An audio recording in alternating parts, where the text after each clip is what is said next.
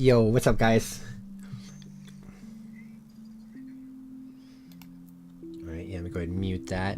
All right, so first let me go ahead and get your camera fixed and set up. It did, are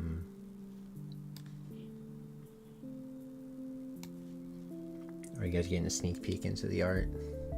I just had to do the thumbnail today. Yo, what up, guys? So yeah, this is going to be our first podcast. We're kind of testing things out. We spent the last maybe 48 hours trying to make sure we had everything set up, make it look somewhat kind of nice to a degree. The different animations, everything. What else? Narek, Squinky, Cosmo, what up? All right, so let me get you set up real quick.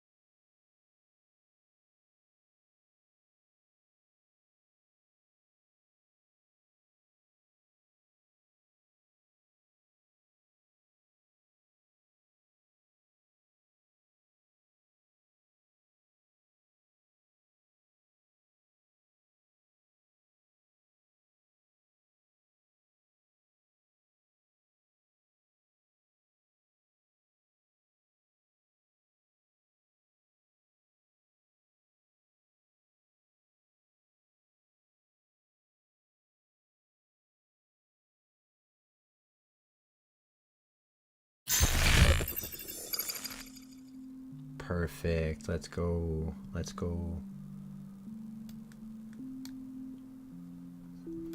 I'm going to close that for now. Yeah.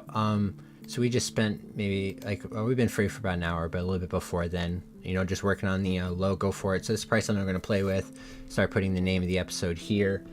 Mati and I thought it'd be a cool idea to not necessarily do a red versus blue channel or, always be sort of competing, but we kind of want to see what we can accomplish together or where our strengths and weaknesses line up in the different areas.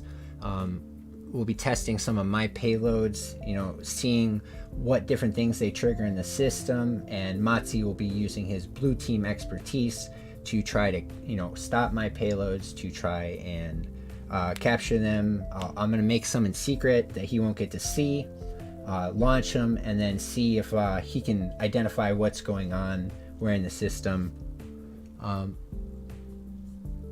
Matzi, go ahead and that's I know why actually. Desktop audio. Yeah, muted. Desktop audio was indeed muted, and then the beta audio captures come from there. Matzi, can you go ahead and try and talk to them and let us know if they have the ability to hear you? Can you guys hear me? Yep. Looks like yes, Mike. Okay, yeah, we're good. Beautiful. Oh wow. Oh, yo, what up, James? It's nice seeing you here. And then, of course, everybody that's in this group, we are big Hack 5 aficionados. So, I have all of my toys that we will be pulling out and playing with. These are the different things I'm going to be using to test on Matzi to see if he can catch me. Some ideas for future episodes. We have a couple different guests that we already have lined up to bring on. It's kind of crazy. The people... Oh, I shouldn't be zipping that up so close to the mic. It's kind of crazy, the people that we've been able to get in contact with the last year. I know for sure we can get some of the Hack 5 crew onto here. I'm going to go ahead and say right now that I'm going to get Corbin on here for sure. Oh, yeah, big time Conda. Corbin is so insanely brilliant. One of the big reasons that I even get to make as cool of payloads as I do is because I do get to get some feedback from him. Or, I get to help him test out new features and whatnot, so I get a little glimpse of what's going to be possible. So it's really cool. Anyways, we don't need this up here anymore. No, the whole thing. The idea behind this is going to be come together, talk about whatever's going on, cyber world and everything. Talk about some attacks and stuff, seeing what Jacoby can throw at us, and see what we can actually do to detect and hopefully prevent future instances of stuff like that happening. But yeah. Indeed. I'm gonna fix. You're actually a little small in your cam box.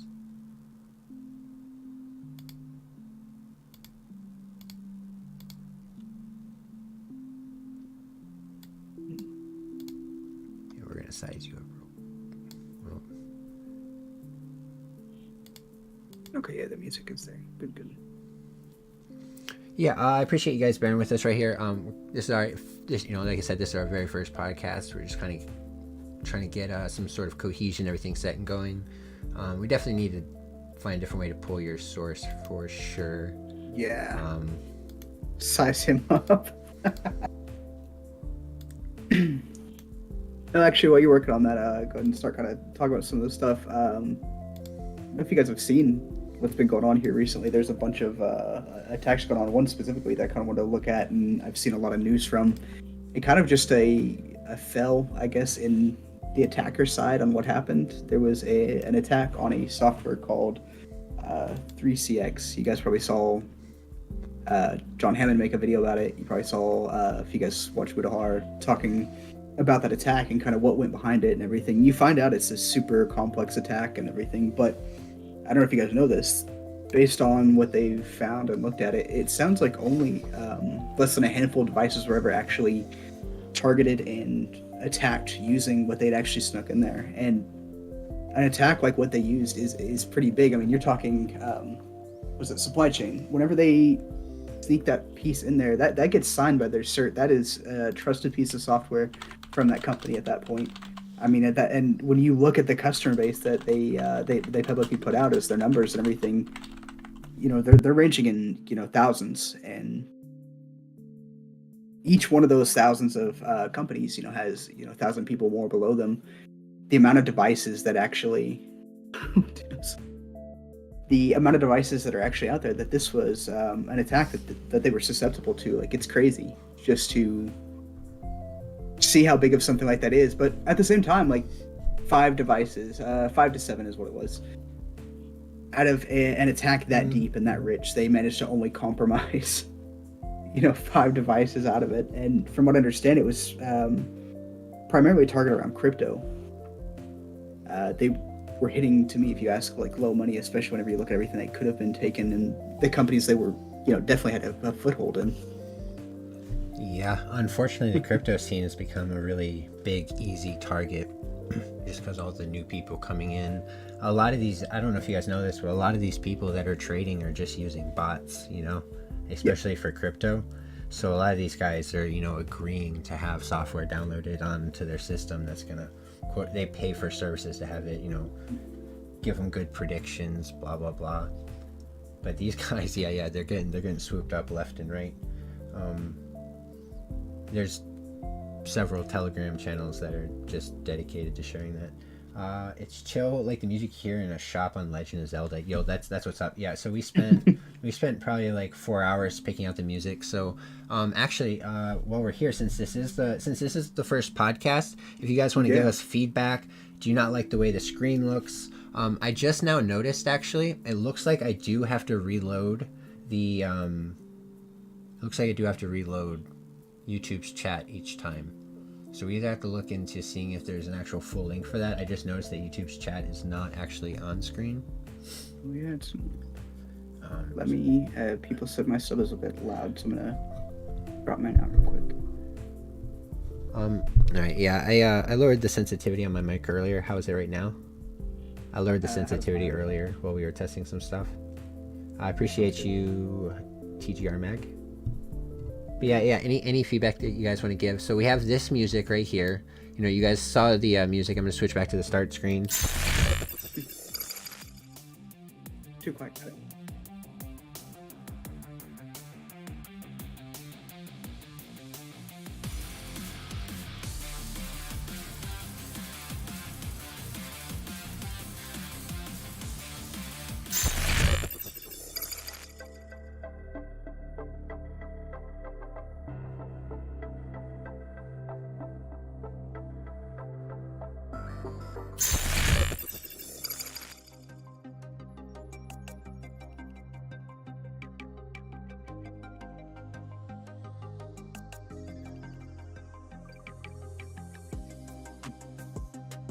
Oh yeah, there was quite a bit going through.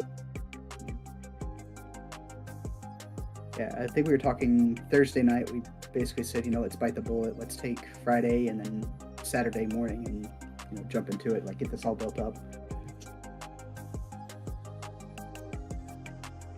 Sorry, just had a cat climbing everywhere. All right. It's just ending.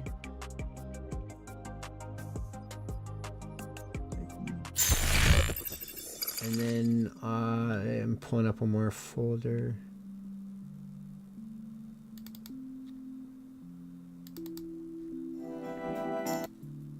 And they can hear my desktop just fine. Can you guys hear what's on my desktop just fine?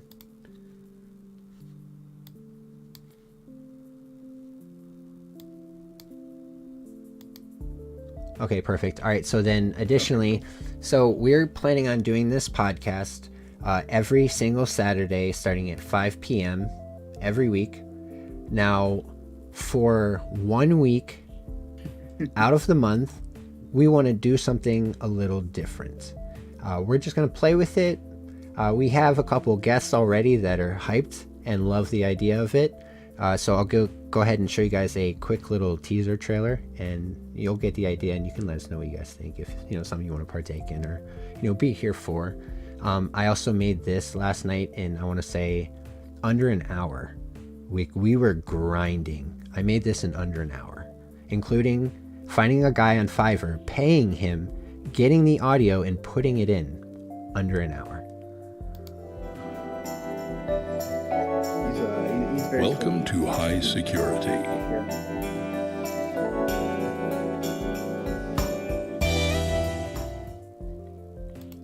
So yeah, just a little teaser.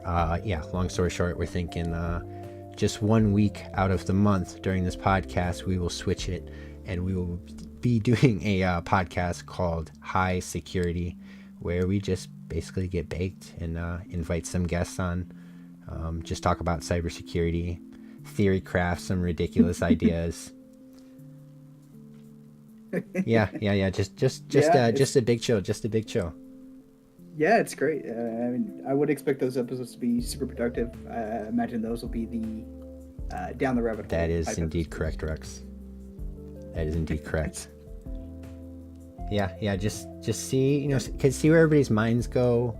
Obviously we have private sessions, and everybody wanders, and then we ended up down random paths, and next thing you know, we find something ridiculous. We found 4 Windows exploits in probably the last 3 months that we've been playing with, and they're insane, and a lot of them were from us just randomly wandering and getting lost, and then finding ourselves someplace and just taking advantage of the situation. So I wanted to show you guys some of the stuff that I've been working on, and this might be a cool opportunity to kind of hint in on a future project. So if you guys are familiar, there is a module called Oh My Posh, right? So people use Oh My Posh to make their terminal look nice. I prefer to do everything from scratch, so I try not to use modules if I can, unless basically they're from Mr. Powershell, who we just met, which we're going to have him on, by the way. He's a fucking genius. But either way, I want to show you some of the stuff that I'm working on, because Oh My Posh is just set at beautifying your shell, and then it kind of helps with sysadmin type stuff. We've kind of put a team together, and we have, if any of you guys in here, you guys do PowerShell and you guys want to jump in on the project, that would be awesome. We need web dev guys as well. But long story short, we're trying to put together an Oh My Posh that is aimed at cybersecurity experts. So there's like a lot of different tooling. So if you guys have been following me for a little bit, you know that I have different commands that I've made just to make it easy, right? So we'll say encode string and start calculator, right? So this will just base64 encode that string, right? Now, of course, you could just use that function, no problem. But what I found out is that I can actually control what's inside this buffer right here, what is currently in the buffer. So instead of running it through a function, all I have to do is hit Alt and E, and it automatically converts it to base64. And you can use that to decode base64. If it is base64, what's up, Calzatron? If it is base64, you can use it to decode it. So I'm just trying to put together a bunch of tooling like that to make it excessively convenient for us to do what we do and make it a little bit easier, more fun. And I have quite a few of these. So we have the base 64 command, or you guys know that I love making payloads. I love making payloads with Hack5 devices, and that means that we have to put everything we do through this run box. This run box can only hold 259 characters. So we got to be real good at code golfing over here. Now with that in mind, one thing you got to do to make your code as short as possible is, of course, always use aliases. So we have an alias like IWR, right? Oh, didn't mean to finish that. We have an alias like IWR that means invoke web request. Now, what if you see an alias and you don't know what it means? When you're using my tooling for PowerShell, you can just hit Alt-A and it'll fill out to what it is. It's invoke web request. But we're about making code smaller over here. So if you have a command and it has an alias, instead of typing the command to get the aliases, you see it has 5 different ones. Some have 3 characters, 2 characters. You can just hit Alt-A and it will convert it to the smallest instance, the first instance of the shortest alias available, just automatically. Correct. These are I'm one-liners are the shit. These are zero-liners. Isn't this what would be considered a zero-liner? Like, you don't even have to write anything for it. You just press a button. But it actually goes further. There's some tooling I can't show on here because I'm not trying to dox myself. You know what I mean? Yeah, obfuscation is coming. I'm not trying to dox myself. But, we have our website that we made for... Now, it's not going to sound very exciting. Believe me, right away. Hear me out, though. We made a website for... Let me show you, actually. You guys can use this if you like. This is still in beta. Once we go into alpha, we're going to wipe everything, so you will lose all your stuff, just so you know. But we made a URL shortening service. Exciting, right? I told you. Hold on. Hear me out, though. Hear me out. Give me a chance. Give me a chance. Give me a chance. This isn't just a URL shortening service. It is if you select 301. However, if you select 307, congratulations. You are about to use the very first webhook shortening service that's on the internet. So some of my advanced functions, a lot of you guys have been asking about, like my keylogger. Yo, when's the keylogger come back? When's the UAC bypass coming back?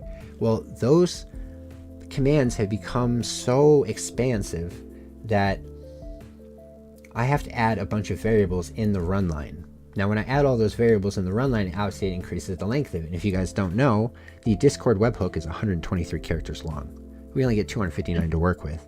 So I can't put up with that. I can't give you guys that advanced functionality of something like a keylogger if I can't fit it in the run box. So we made a whole website, and thank God for one of the guys in our Discord. Whether or not he wants to reveal himself eventually, that's on him. But he put this together. This is a webhook shortening service. So you can come to this website and you can do that. But again, I'm showing you the tooling, right? So while you can do that, you could also, it's going to make me... Well, you can also do that. You could just go straight into the terminal, type in the website that you want, type in the code that you want to use, 301 for websites, 307 for webhooks, and if I'm correct, it's Alt-Shift-K. Oh, no. Oh, it's a good thing I pressed that the wrong time. That's funny. So it's not. It's Alt-Shift-K is actually resolves your IP address. If you put an IP address in there and you put Alt-Shift-K, it'll give you their geolocation down to the meter, the city they live in.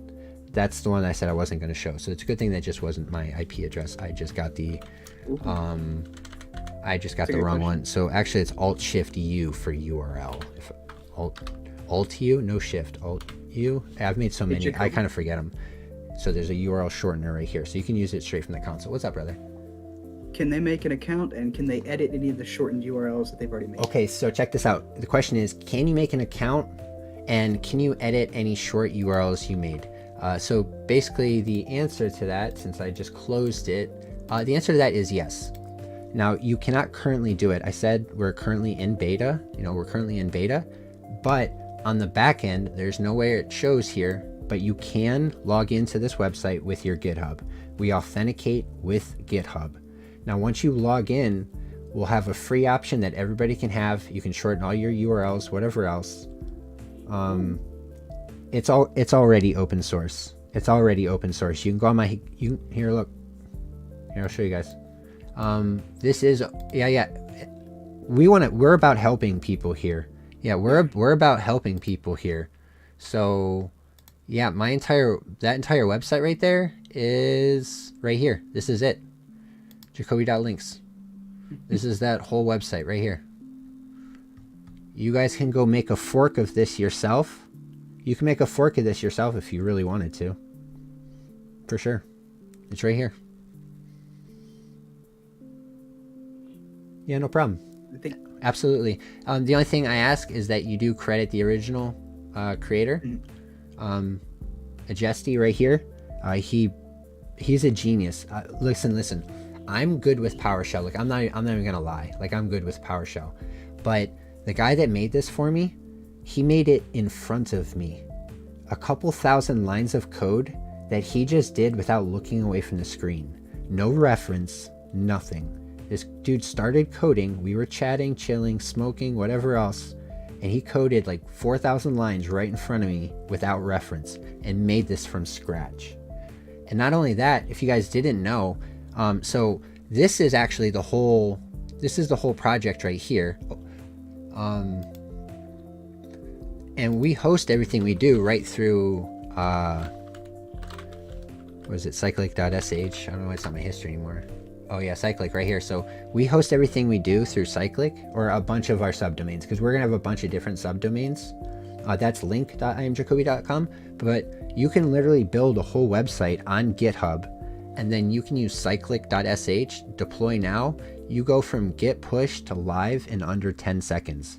That is not an exaggeration. Not an exaggeration. Motzi be looking mozzalicious. Love Jacoby's hair too. I know, bro. I know. We looking clean. We looking clean. Yeah. Well, sort of. I gotta redye my hair. It's actually really. Yeah. It's but soon. One of the cool things with these projects though is kind of the idea of pulling your own tools locally and everything, instead of going and downloading and everything, being able to take those scripts and custom build those to your environments too. I think it's one of the cooler parts. I've been working on a few PowerShell tools myself, just pulling in like automated, like virus total querying of the API and tapping right through the API. Exactly, yeah.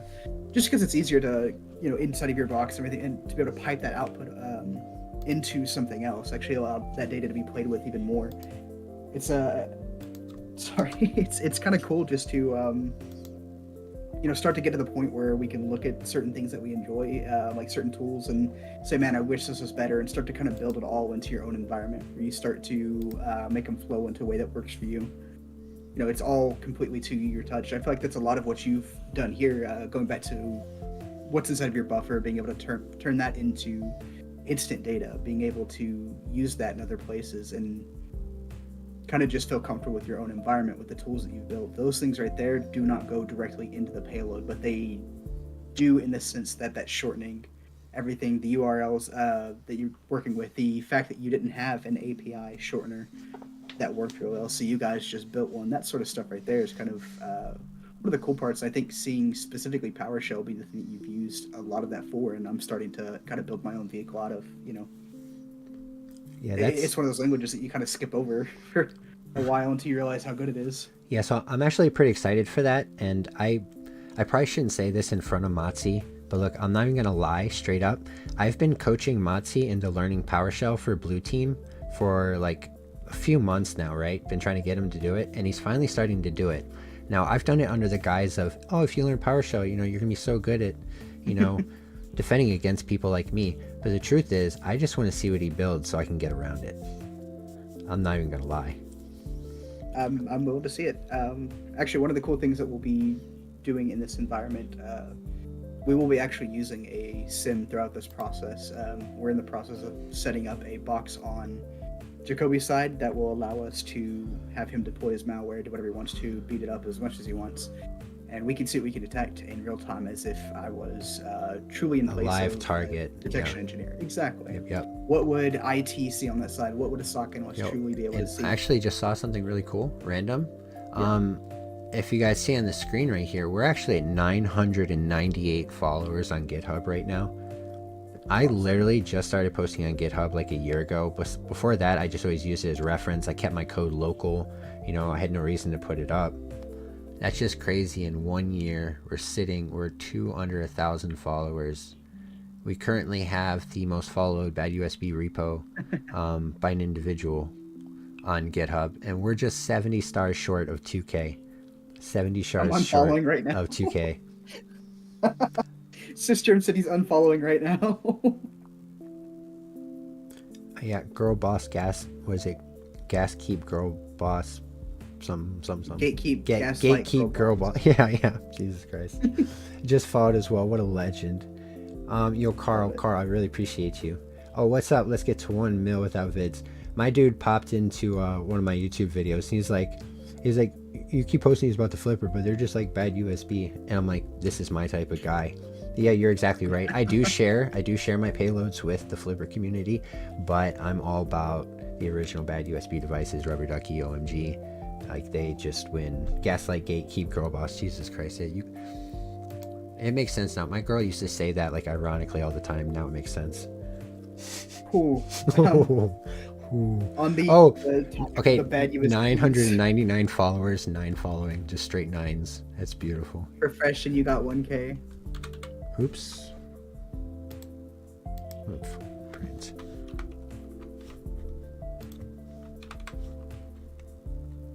That's cool. I like cataloging experiences. But getting started writing on my own scripts and payloads, where do you recommend getting started? He may be the better one to ask on this, but I know as far as like my path, it started off with just learning the basics of it, learning kind of the different symbols, the way you should structure when you're building just different stuff, different variables, everything. After that, I think you can start digging into some of the other stuff, specifically Jacoby's PowerShell from Hackers was where I went after that. It probably depends on like where your starting level is. Like, do you have at least a basic understanding of Ducky script? Because the question becomes, you know, are you learning Ducky script, or are you wanting to learn how to do things to implement, like, you know, more complex payloads with PowerShell or C#? So Stormren, go ahead and clarify that, and then I'll go ahead and answer that. So I start from the right point, and I got you. Yeah, 9999. That's awesome. Oh, what up, Adam? There's a couple people in here that we got to get modded. Yeah. Wait a minute. Hey, you type in chat. You're already modded, but I need to like super mod you. They have a super mod option now. Yeah, so I'm gonna super mod you, and I think that means you can mod. Let me know if that means you can mod other people. Okay. Okay, hold on. I have to remove you as a standard moderator, I think. Oh, I've been demoted. I couldn't put you up. I think I have to do it from. Yeah.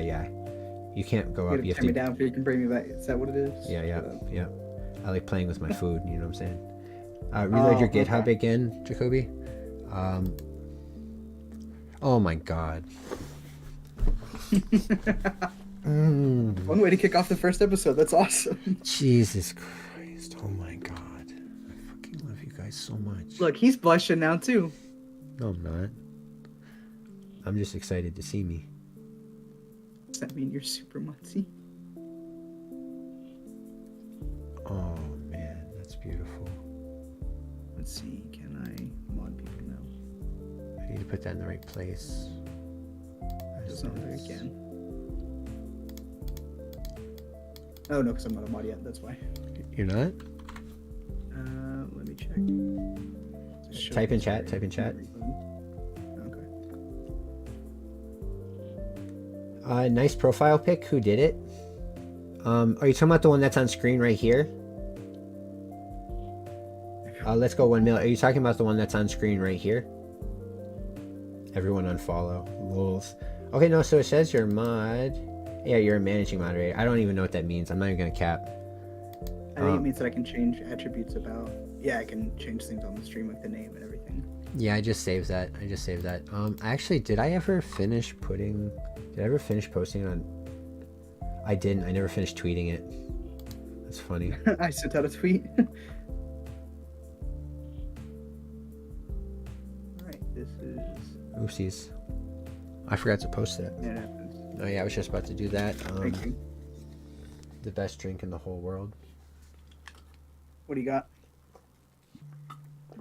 Pure leaf sweet tea. Arizona. Sweet tea is the best. Green tea. Like I get like the mildly sweet, the super sweet, the regular sweet, and then depending on what the activity is determines which one. But it just goes for everything. Yeah, let me go ahead and pull this back up. Oh, I had to get caught up. Amati, your cut is fire.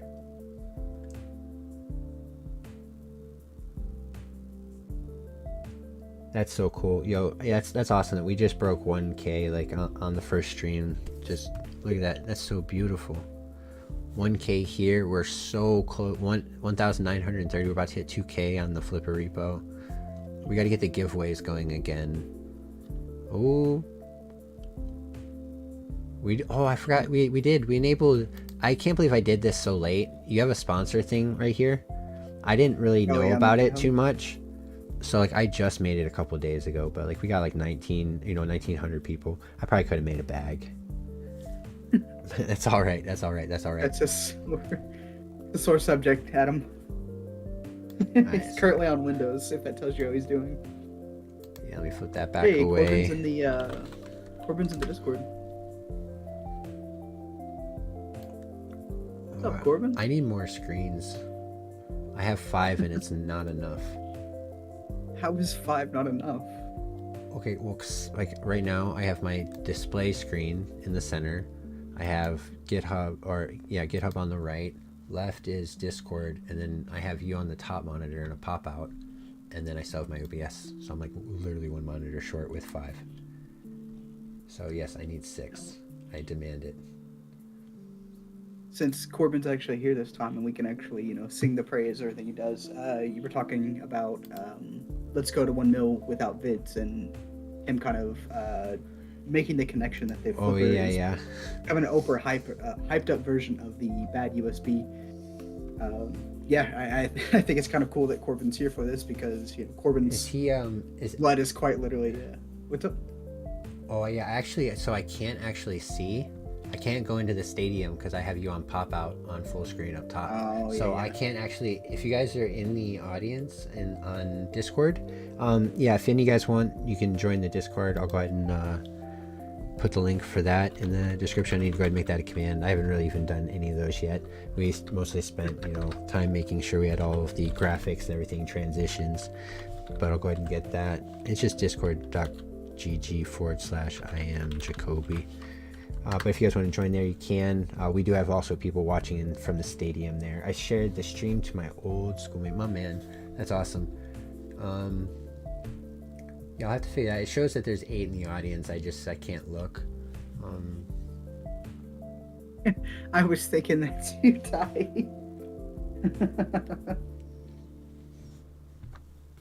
I'm using my military issue laptop at the moment. Can't wait to read that and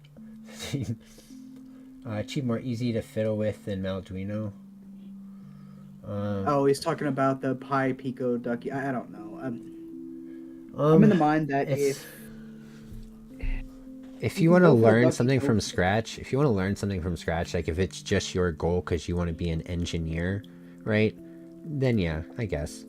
But like if you think that you're gonna come like anywhere like remotely close, to the capabilities of the devices are already out. There's just no way.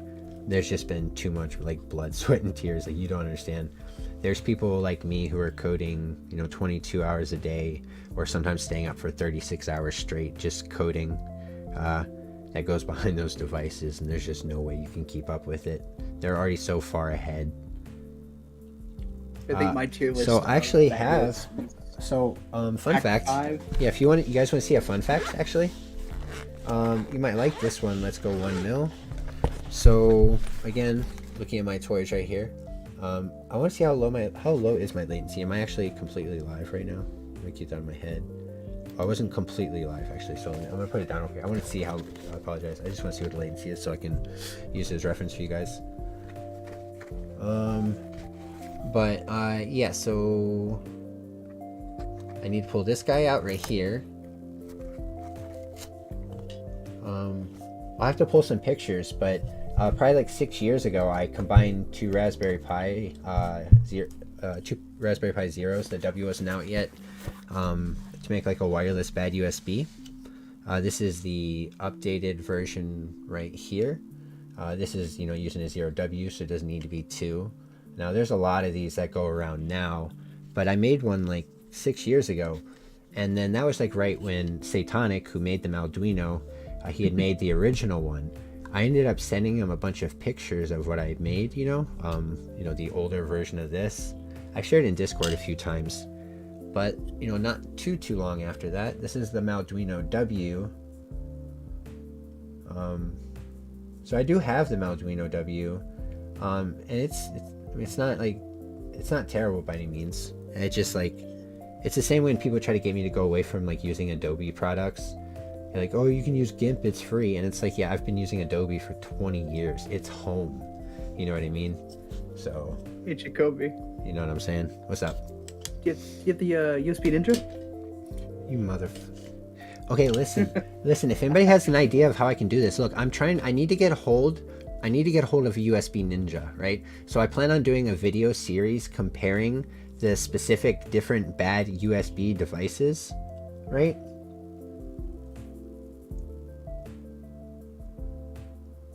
Oh, did I actually not post this link in Discord? Oh, I didn't.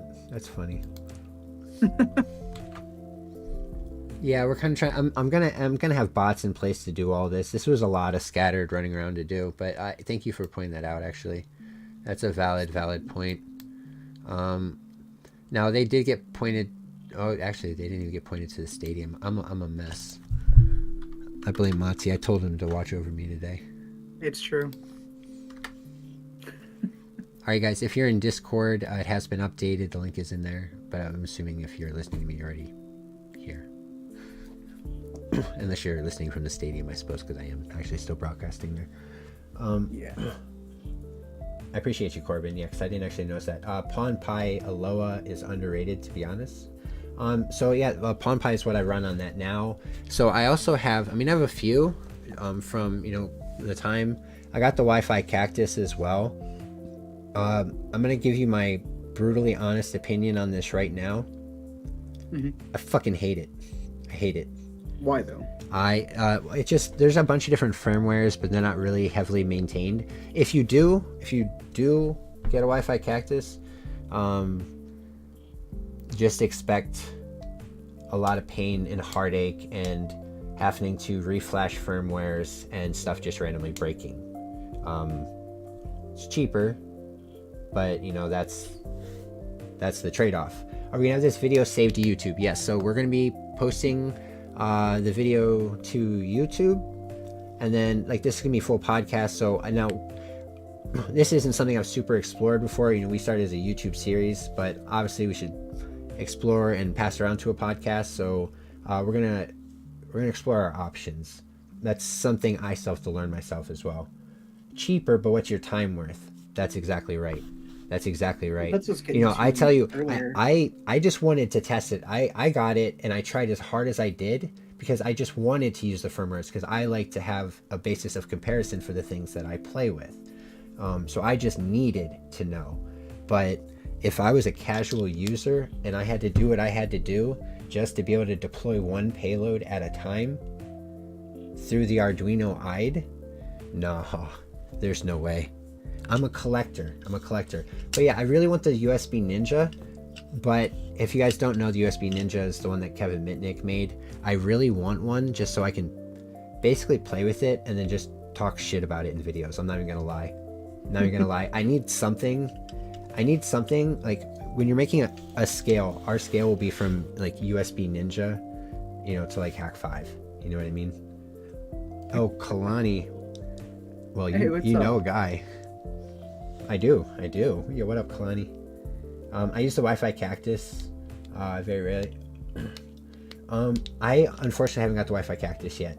The coolest things that people are doing are the huge mods, and we're like just about to see what people are gonna start doing with it. I pretty much have every Hack5 device almost.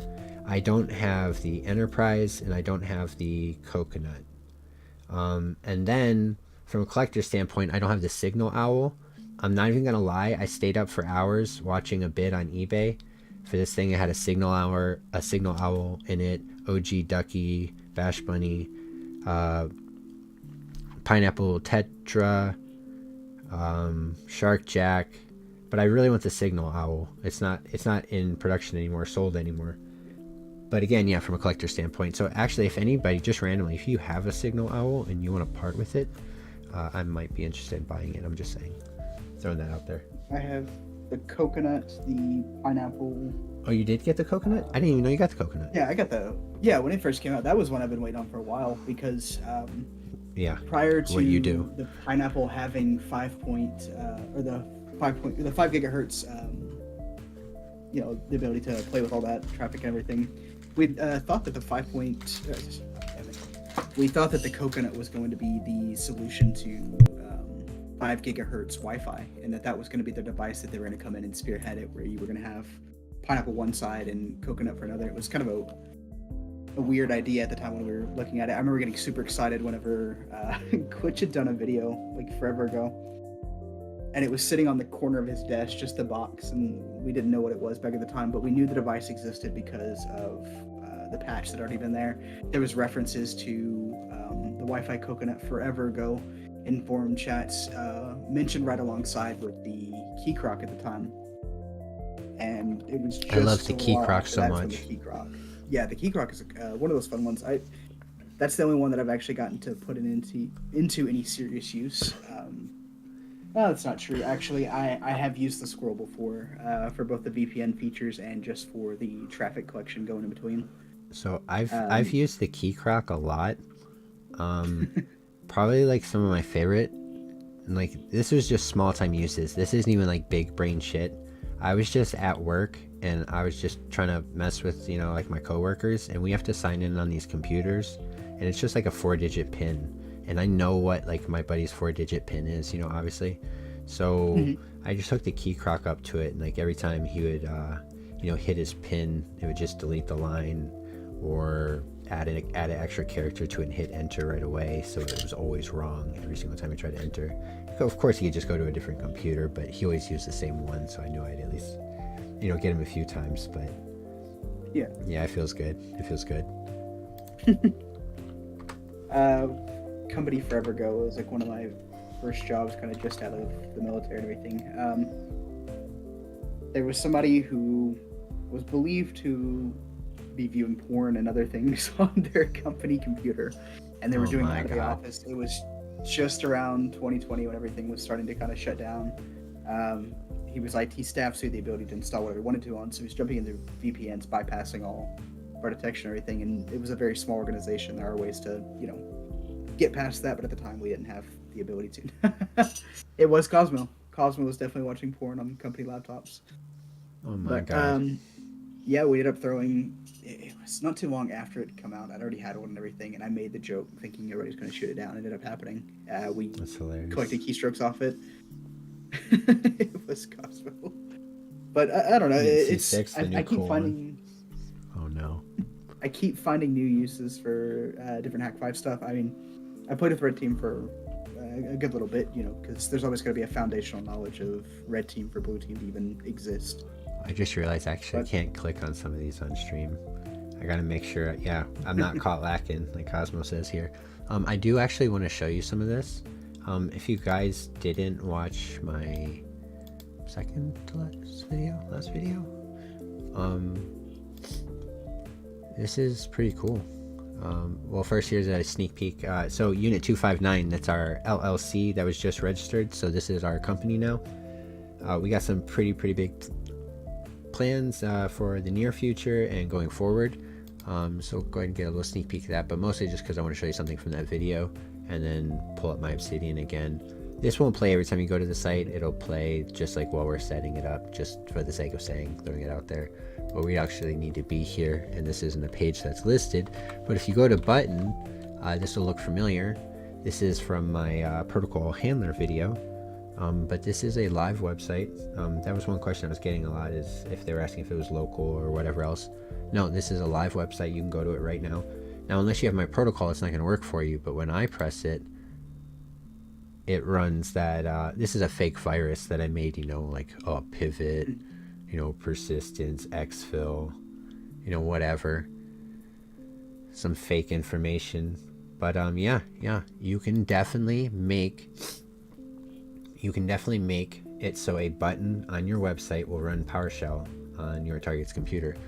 And yeah, so the way I did that was making this handler of my own and making a parser to convert my commands from URL encoding over to full AC, of course. But you can basically just type commands in here. Now when you see it here, you're going to see a confirmation box. You notice when I press the button, it bypasses that confirmation box. There is another step. I'm not going to teach people how to bypass the box. If you want to try to figure it out yourself, everybody's up for a good challenge. If you do figure it out, kudos to you. But when I press the button, this does not pop up. But it just...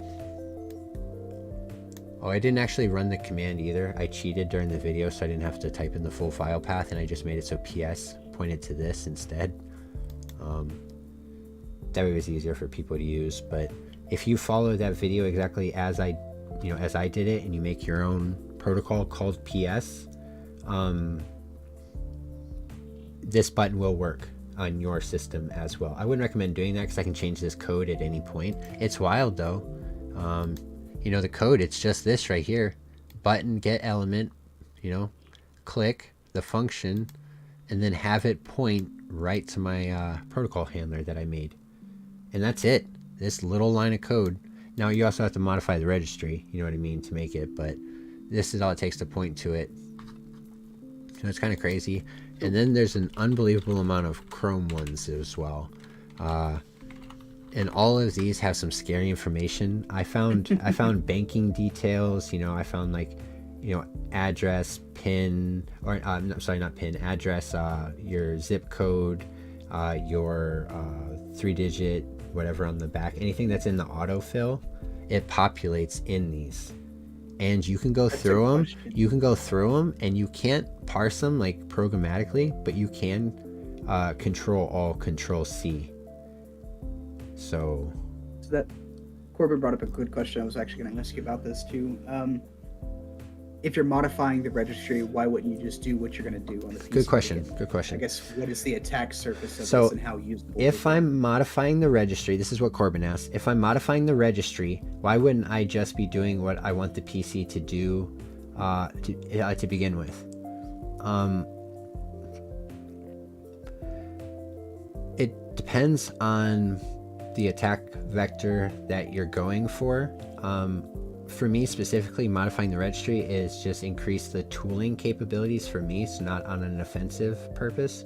But when we're talking about an offensive purpose, the thing is I just made a custom protocol handler because it's easier for me to control and for me to demonstrate attack vectors with it because I have full control over it. I could open up whatever I wanted, right? And it was morally sound to make my own protocol handler and do it that way instead. Because what I can tell you is, well, see these Chrome, there's all these Chrome ones, you can get a lot of information in here. This one right here, USB internals, you can write to USB devices. If I were to pick one of these, you inspect it, you go to testing tool panel, you can actually transfer data back and forth. Now this is just the Chrome browser.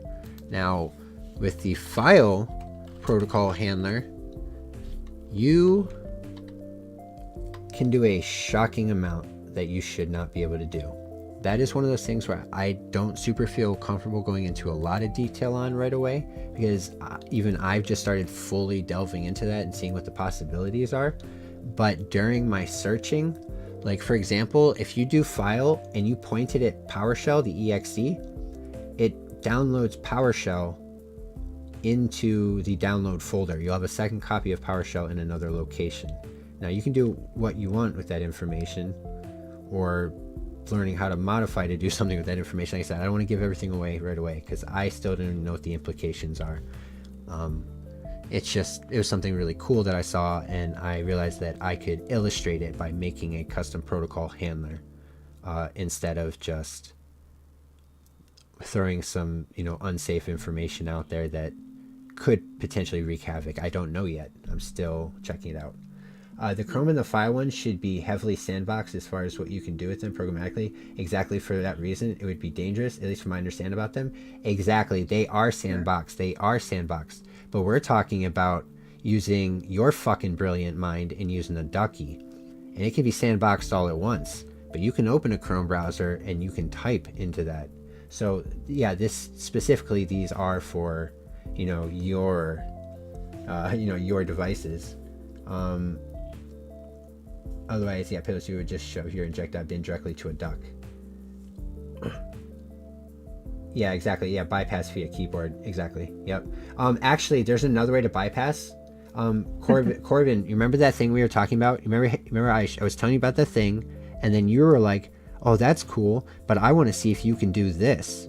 I did the thing, and the thing does. It's very vague. The thing does what we're talking about. The thing does what we're talking about, and it does it very good, and it's fucked. Yeah, it does exactly. Yep.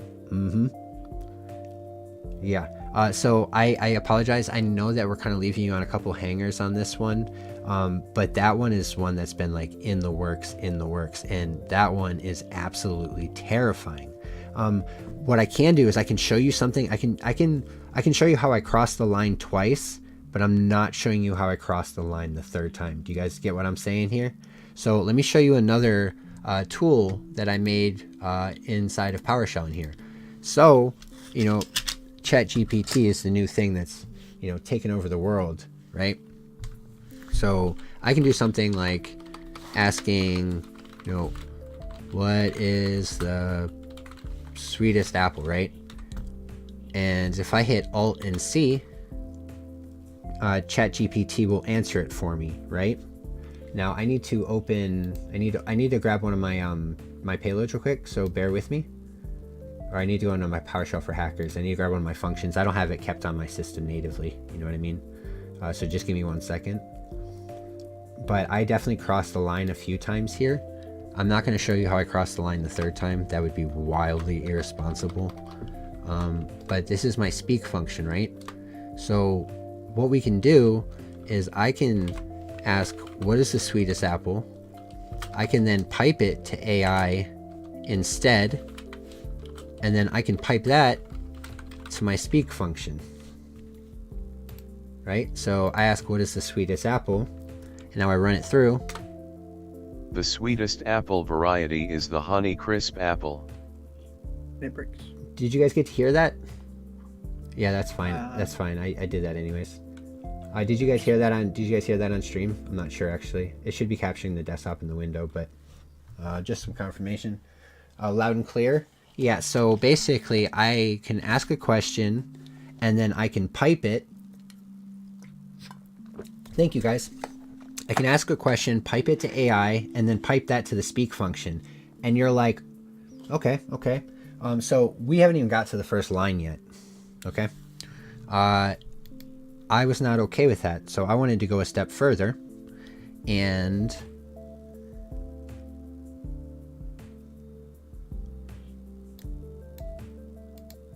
I got to think, how far can I go with this one?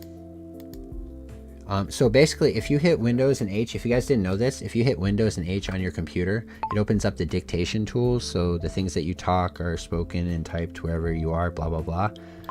Now, the problem with that dictation tool, I wanted to use that dictation tool to be able to talk to the AI, ask a question, pipe it to it, have it answer it to me in the AI voice. But the problem is you can't control this programmatically. If you guys remember a couple of years ago, there was a few exploits where you could get this onto the login screen, and then you could change what this was pointing to. So people would point it to PowerShell, and then all of a sudden you'd have PowerShell on the login screen with system permissions. They don't want people to have that ability to do that anymore, so you cannot interact with that box programmatically. You cannot. There is no exe anywhere, there's no file path, there's nothing. But you're not going to tell me what to do. So I just dove into the .NET framework C#, which makes PowerShell, search around far enough, and I found the speech synthesizer.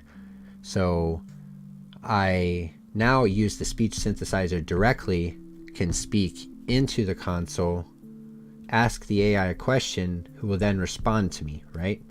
We still haven't crossed the line yet. The next thing I did was where the line started getting crossed and where the, we went too far. We went too far, guys. I don't like the sappy speak voice. That sounded really robotic. It sounded absolutely terrible, right? Just sounded like human garbage. So let me pull up.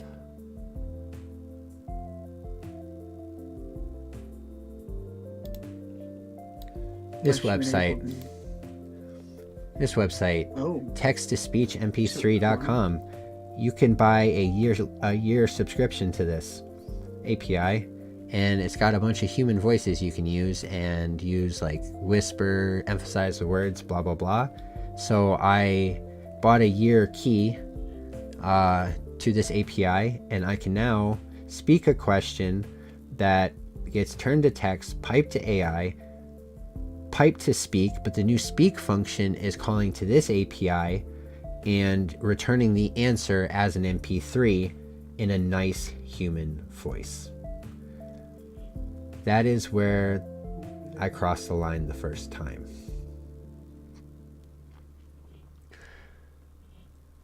Do you see what Kalani said? Unless you enable the narrator framework because accessibility tools get crazy privileges. And okay, see, Kalani knows exactly where this is going. Unless you enable the narrator framework because accessibility tools get crazy privileges in OS. Okay, I was telling you that I can't tell you guys everything, and I'm not going to tell you guys everything, but I can tell you that Kalani told you a lot just now. Kalani told you a lot. But won't be there by default on any random computer. Got to enable Windows feature. Yes. Oh yeah, you know. Okay, that's a different one. No, there's two different ones. There is the one that you're talking about right now, which I actually use because it's better. It's got better speech recognition. So that's the one that I personally use. That I use, like, hey, open PowerShell. I don't have it on right now because certain reasons I'll explain later. But the speech synthesizer module from the .NET framework is there by default, and yeah, you don't have to do anything to access it. You don't need permission, nothing. And then once you have it, you can enable other... Oh, I'm almost saying too much. See you, Cosmo. Yo, Cosmo, you have a wonderful night. I think, yeah, now you're starting to toy on some territory where if you say too much... It's yeah. So we'll go ahead and stop that one right there. But if you guys actually want to look into it yourself, it's pretty fun. Just dive in. If you want to get started, dive in, look into the .NET framework for the speech synthesizer module and or method, I suppose, rather. Then kind of peek through there. Yeah, go ahead. Yeah, I kind of want to kind of start talking about some of your PowerShell courses that you talked about a little bit. I know there was some questions earlier about kind of where to start when it comes to PowerShell and everything. Kind of. Yeah, I get that one a lot. Want to get a little more information on what's going on there? Yeah. I mean, I imagine so. I mean, everybody kind of comes to you for that stuff. I guess the big thing I want to know is, like, is there going to be variety in levels? Can we start all the way from the beginning of your course? What do we need to know prior to getting into it? How much of it is going to be truly hacker-based versus just learning PowerShell? Kind of what's the plan for the courses? Okay, so the first thing about the courses is, yeah, it is dangerous on Android as well. I didn't think about that on Android. That's actually... Yeah, it is. So the first thing about the courses is nothing is set in stone yet. There's a couple variables that are floating around that kind of have to be deciphered before I can make any kind of decision on my own. But what it's looking like it's going to be is a 3-tier course, like a beginner, an intermediate, and an advanced level course. The first 2 courses, beginner and intermediate, are pretty much going to be just PowerShell by itself, just so you can learn PowerShell. So when you come out of those 2, you could go and use it in a cybersecurity manner, or you could push for a sysadmin job or something like that, just to give you an understanding of PowerShell. Now, because I am a hacker and that's what it eventually is leading to, I will still sprinkle in a few, like, oh yeah, by the way, you should pay attention. You're going to need this later to do this, and show an example of it, So it'll still have a couple leads in the early on classes. But if you want to be proficient in PowerShell and be making some like these advanced payloads like I have been, you have to have like a somewhat understanding, because it can get kind of confusing, because you have to understand that, PowerShell is like a language built on a language built on a language, you know what I mean? And then PowerShell can reach into the .NET framework, which is C#. So a lot of time you'll see people pulling methods, and sort of technically it's not PowerShell per se. It technically is PowerShell, but you're pulling it from, another language. So there's a lot of things you won't recognize right away. And then again, people like me will be like, oh yeah, by the way, that's not PowerShell. And then that's even more confusing. Like, I'm in a PowerShell console right now and that's not PowerShell. And it's like, sort of, yeah. So those would be the first 2 courses. Now the third course, the advanced course, is where it's going to be geared up and aimed specifically at using PowerShell as a weapon in a red team position. And then something that's important to note about that third course, the advanced level course, is that there's so much. There's no way you could cover it in one course. You know what I mean? Because again, PowerShell has C# in it. So if you're using PowerShell for hacking, you're going to use C#. So if you really wanted to be technical, the whole course would have to include C#. So obviously they can't fit in one course. So I'm going to continuously expand the third one. The first 2, not really. Things don't really change. Every once in a while, they added PS readline to 7, but for the most part, not a lot of stuff changes. I'll maybe add a video here and there just covering some new stuff, like an update. But the advanced course is the one where there's going to be modules that are continuously added, because you can use this whole portion of the .NET framework for this. You could build this tool with this, and then sometimes you could use the same module for all 3 of those, to build a tool to whatever it is, recon, or there's just so much. And then from what level of attacking, whether you're talking about persistence or privilege escalation, or there's just so many topics to be covered. But PowerShell is what I do, so I am just gonna, there's gonna be the advanced, and then there's just gonna be modules just added and added and added. And obviously we don't have everything figured out, and we might be working with someone, so I might not get to make all the final decisions. But like, in the perfect world, I'd like to make it where once you have access to that advanced course, all those modules, they'll always be free going forward. Every single module added to it. I don't think it'd be right to continue to charge. That's something that, as the course gets better, that just means more people would do it, so it's worth it to put that energy in regardless. But that's kind of the rough way that I see things. It's just, we're gonna have to play it by ear and make adjustments along the way, but that's ballpark the idea. So PowerShell is obviously your main vehicle for everything that you've done so far. I mean, most of the tools you've shown us, especially the ones that were really hands-on, yours type stuff. Yeah. It was really PowerShell based.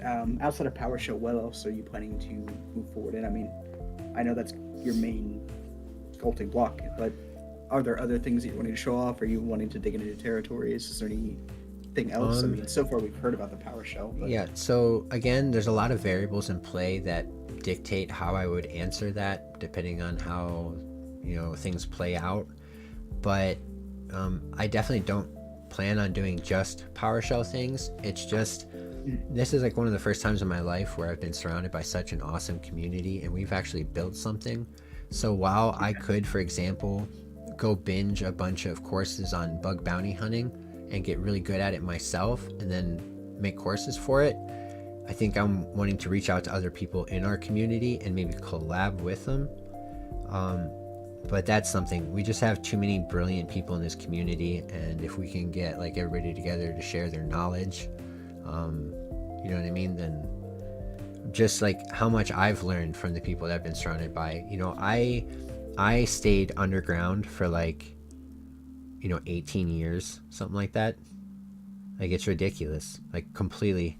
I literally put out my first video and reached out to the community for the first time in March of last year. Was the first time. So Why since did then, you hold off for so long? what's up? Why did you hold off for so long? That one's kind of complicated. I've been in a lot of different phases in my life. You know, so I started off when I was a kid, and then, you know, I was just a skid, you know what I mean? So like, what's the point of telling people? Wait a minute, did the tweet still not go? Yeah, oh yeah, I did. Oh no, I don't know. Did it not go up? Oh. I posted it. Or I thought I did. Yeah, I'm seeing it right here. Matzi and I. Oh no, it's a comment because you're in it. You have to go to replies. It's a reply, not a tweet. I appreciate you pointing that out. So we're kind of like, you know, a little bit into it, but I'll It's fine.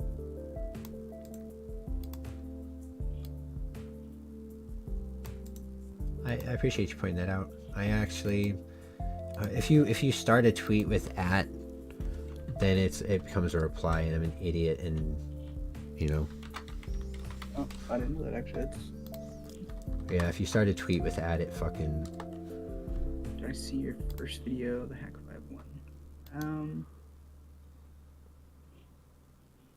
Yeah, I was about to ask. Yeah, why did they start doing that? It's kind of stupid. Especially if you're talking directly to somebody, like, but you want it to be an open conversation. Yo, thank you for pointing that out. Yeah, seriously. Did I see your first video, the Hack 5 one? Wait, what? Are you asking me if you saw it? I feel like I might have read that wrong, maybe. Did I see your first video, the Hack 5 one? Yeah, I'm pretty sure you did. I think we chatted, maybe in the comment section. Actually, I think that might have been the first time I chatted with you, actually. Darren actually has another video of mine that is supposed to be going live at some point, and then I'm supposed to be making, you know, regular content, which would be really cool. It'd be really, really cool. That's how I took AI too far. I've been diving into an unbelievable amount of projects. You know, this is the handler. This is the function for converting a URL encoded to AC. And you can actually, I did it like this just because I wanted to like kind of like learn through the process, but you don't have to do that because there is a C# method. So you can do that in one line. You do not have to do this. So like it calls to, you know, have PowerShell, no exit. It'll call to my handler file right here, and then it passes what's in the URL into the file. I technically don't even have to do that. I can just make this command. Instead of this, I would just put the, you know, the fucking C# method. You seemed a little nervous there. Oh, in the first one, I was okay, I'm gonna be completely honest with you. I was wiping tears between takes. Yeah, I was ridiculously nervous. You know, quality means a lot to me. You know, like I said, we still have work to do for sure, you know, but you know, we went through the last 36 hours and did everything to put this stream together, you know, having our different screens, the transitions between them, you know what I mean?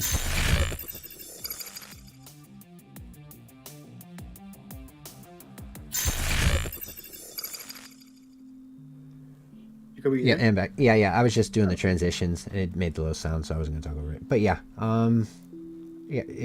appearance means a lot to me. I put a lot of effort into what I do, and it was like one of the first times that I was giving control to someone else. Like I had to give them raw footage. Like I edit all my own footage. You know, I write a script for my stuff. I sit there and I, you know, look right into the mic, and I literally, if you guys watch my last video, I did my first jump cut ever. My first ever jump cut. I don't do jump cuts. I literally do the whole thing in one take. Like each section, I do it in one take. I don't like jump cuts. I mean, you can do jump cuts if you want. I did that one. I did that one. But it'll save your sanity. Yeah, I mean, it's probably gonna start happening more. I just don't want to get to the point where I'm just like overdoing it. You know what I mean? I like to have like, I don't know. I like to put effort into what I do. I feel like it feels more fluid. I literally still be recording my first video. That's how I felt. I re-recorded some scenes over like 40 times. Like, I'm not even kidding. Just because I was playing with the lighting, and back then, you know, I just finally got some decent lighting. I still need to get better lighting, but I was using lamps back then, you know what I mean? It was ridiculous. Literally these lamps, actually. Oh god, that's bright. Now they sit behind me and they just add a yellow glow to my chair and light the green screen. So, yeah, that was the one we chatted in. All right, go ahead. Are you planning on working on any other of the Hack5 devices? I know right now, the Rubber Ducky, Bash Bunny, those have really been your territory. OMG cable. Are you planning to kind of move to some of the other ones, especially with the Key Croc kind of being one you've mentioned earlier? The Shark Jack is coming back in the battery one. To be fair, the Key Croc is just a bad USB. That is also a keylogger. So when I play with the Key Croc, I feel like that's cheating to say that I'm using another device because I'm still doing bad USB. I actually thought the Shark Jacks, I thought they were gone forever. I thought they actually got in trouble for shipping lithium batteries, right? So that's what I thought the problem was. So I thought they were never coming back. Someone told me they were back, or Corbin told me they were back in the store. I bought one 2 days ago, immediately. So I did just get the cordless Shark Jack. I have, you know, all of them, Packet Squirrel, Land Turtle. I have all of them. It's just I was hyper focused on bad USB, but I am doing this full time now. By the way, guys, I'm doing this full time. I quit my job. So for the last I'm being serious, by the way, guys. I'm not exaggerating to try to clout farm or something. For the last 10 months, I've been working about 20-hour days. I had a 10-hour shift at work. I'd come home and I would do this for about 10 hours every single day. And most of the time longer. I'm literally under exaggerating to make myself not look as bad. I would sometimes code for 36 hours straight. You know what I mean? Just ridiculous. But having that extra 10 hours now, it's insane. I have so much time. So I finally have time to dive in and start playing with some of those other devices, more on the level that I've wanted to. But when I do, I'm gonna super dive into it. And the Shark Jack, you know, in 1 month I'm gonna put out 20-30 payloads when I dive into it, you know what I mean? So I just want to make sure I time that correctly, so it's beneficial to everything we're doing at the time, especially with all the projects that we're currently juggling. And we have a lot of projects behind the scenes right now, guys, and I can't wait to show you. I've been so blessed over the last 6 months with the people that I've met, the people I get to work with. I'll give you guys a hint. I'll give you a little make sure to watch out for notifications on Sunday. Watch out for Sunday. That's gonna be a big day for me and the channel. I'll say that. I won't go any further. The power of the Key Croc is the real-time match-based payload triggers. That is exactly right. That's what I was saying earlier. I did that prank. It was a stupid small version of it, but he typed in his PIN number and I added 2 characters to it and hit enter. So he could not sign in on that computer. He could not hit enter before those other characters were typed in. Oh, Sunday tomorrow? Yep. Yeah, today's Saturday. Correct. Piece of advice, let good enough be a thing. Plenty of people are happy to accept a little bit of rough as long as the content is factual and genuine. Polish and credibility come with practice. You're 100% correct. And I do need to be a little less hard on myself, 100%. And I need to let some mistakes fly as long as I work to make sure it doesn't happen in the next video. because I definitely am. I put a little more stress on myself than I need to. I can admit that. That's something we've been talking about too. Specifically that last part, the polish and credibility comes with practice. Go back to the certs and everything, and the courses for it. We were talking about wanting to do, or I kind of mentioned the wanting to Possibly do add some some sort of certs. official certification. Yeah, there towards the end of it, just Yeah, okay, I see the add it to the end correlation. of resumes and stuff. Yeah. So Yeah. Matzi is suggesting that even though I'm just starting out, I don't have like a big reputation or anything. He's saying I should still, when I do my PowerShell courses, I should start trying to give out some certifications. Don't charge or anything, but give some certifications for completion. Or I mean, they're buying the course, whatever. But give certificates for completion, and then maybe it might turn into something as far as like an offensive PowerShell hacking course. That maybe the cert might mean something if I, like you said, polish and credibility come with practice. So those statements line up, and Kalani is a genius, and so is Matzi. So if they're both saying it, I should probably, listen, because, yeah. I appreciate you both, by the way. That's no problem. The thought process, though, is that if enough people take it, so you guys start taking it, you use that as a foundational piece of knowledge as you built up. 5 years from now, you're sitting in a position trying to hire somebody. He comes in, sets down this cert from, Jacoby's PowerShell course that really was your kickoff from it. People start to realize like there's value in that course. I use the knowledge I learned here to build off to bigger, more foundational things. I think that certificate, even though it may just be a certificate of completion now, definitely could be something later if you take it to the levels that I know you're planning to and what you're wanting to do. Start building on something bigger. Start building the foundation now. Take the cert as serious as you want other people to take it. I appreciate you. Let's go to 1 mil. You have a wonderful night, and I might be in your VC Discord server tomorrow. Yeah, you're always welcome. Everybody can join the VC. I need to start adding some more commands. I don't have any commands in the bot yet. We didn't even set that up. We were too worried with visuals and everything. But yeah, it's just discord.gg/I am Jacoby. We are fortunate enough to have enough people supporting us that we get custom URLs and all the benefits that Discord likes to give you. I appreciate you. You have a wonderful night. You have a wonderful night. Today's... Okay, just refresh I think it. that you're good. I think that the cert, at least certificates of completion now, could mean something, even if there's an official bigger exam. Like I don't think when TCM started building their courses out, I don't think that they originally figured that PMAT being something big and actually like a registered cert and everything would be something that they're handing out actual. Yeah. I think that'd be cool to build on it now. I mean, if that's the knowledge you're wanting to put out, you could start the foundational knowledge for Microsoft, PowerShell and everything in an offensive and defensive way too.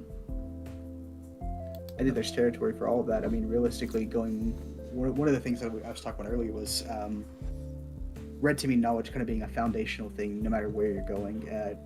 And as a blue teamer, you have to sit there and look at the tactics. Like that's everything we're basing around. I can sit here and tell you how to search through piles of haystacks all day, but until you know what patterns you're looking for, it's the knowledge is useless. And I think the same thing goes for the red team as well. As they start to see what is blue team doing, how are they finding the stuff that we're doing, as you start to build in those anti-forensics methods in there, kind of pairs really nicely.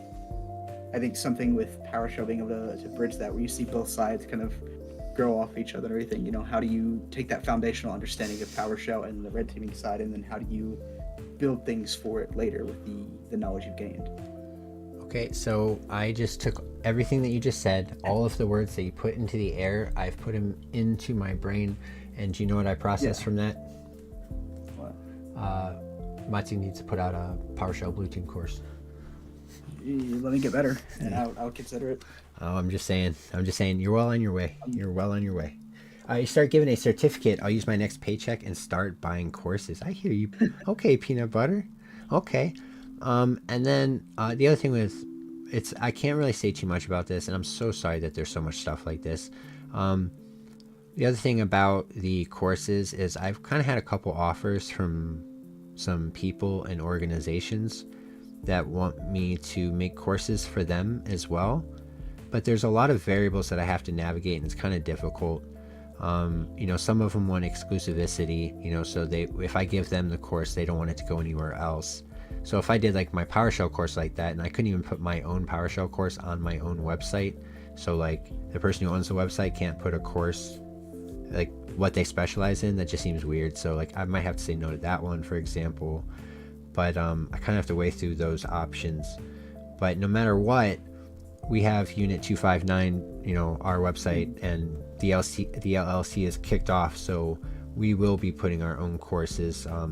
I can't go with someone that wants exclusivity. They will be coming to our website. I have to work with someone that allows that. And if not, then we're going to self-host, and which is, I'm going to tell you right now, is kind of crazy. And I sort of feel dumb sometimes. I can tell you that the money offered was, like 5 and 6 figures. So, but is it worth it if I can't invest in myself? Like, we got a lot going on. We got a lot of good people. We've been building something really great, So is money everything? Yeah, here's the other thing to consider too, is if they're willing to offer you, 5 to 6 figures for that on their platform and everything, and that's obviously a cut hopefully in their favor if they're doing business smart. I mean, imagine if you could flip that around and still build up that name with those courses all on your own. I mean, at that point that would help us. That would help us actually establish something.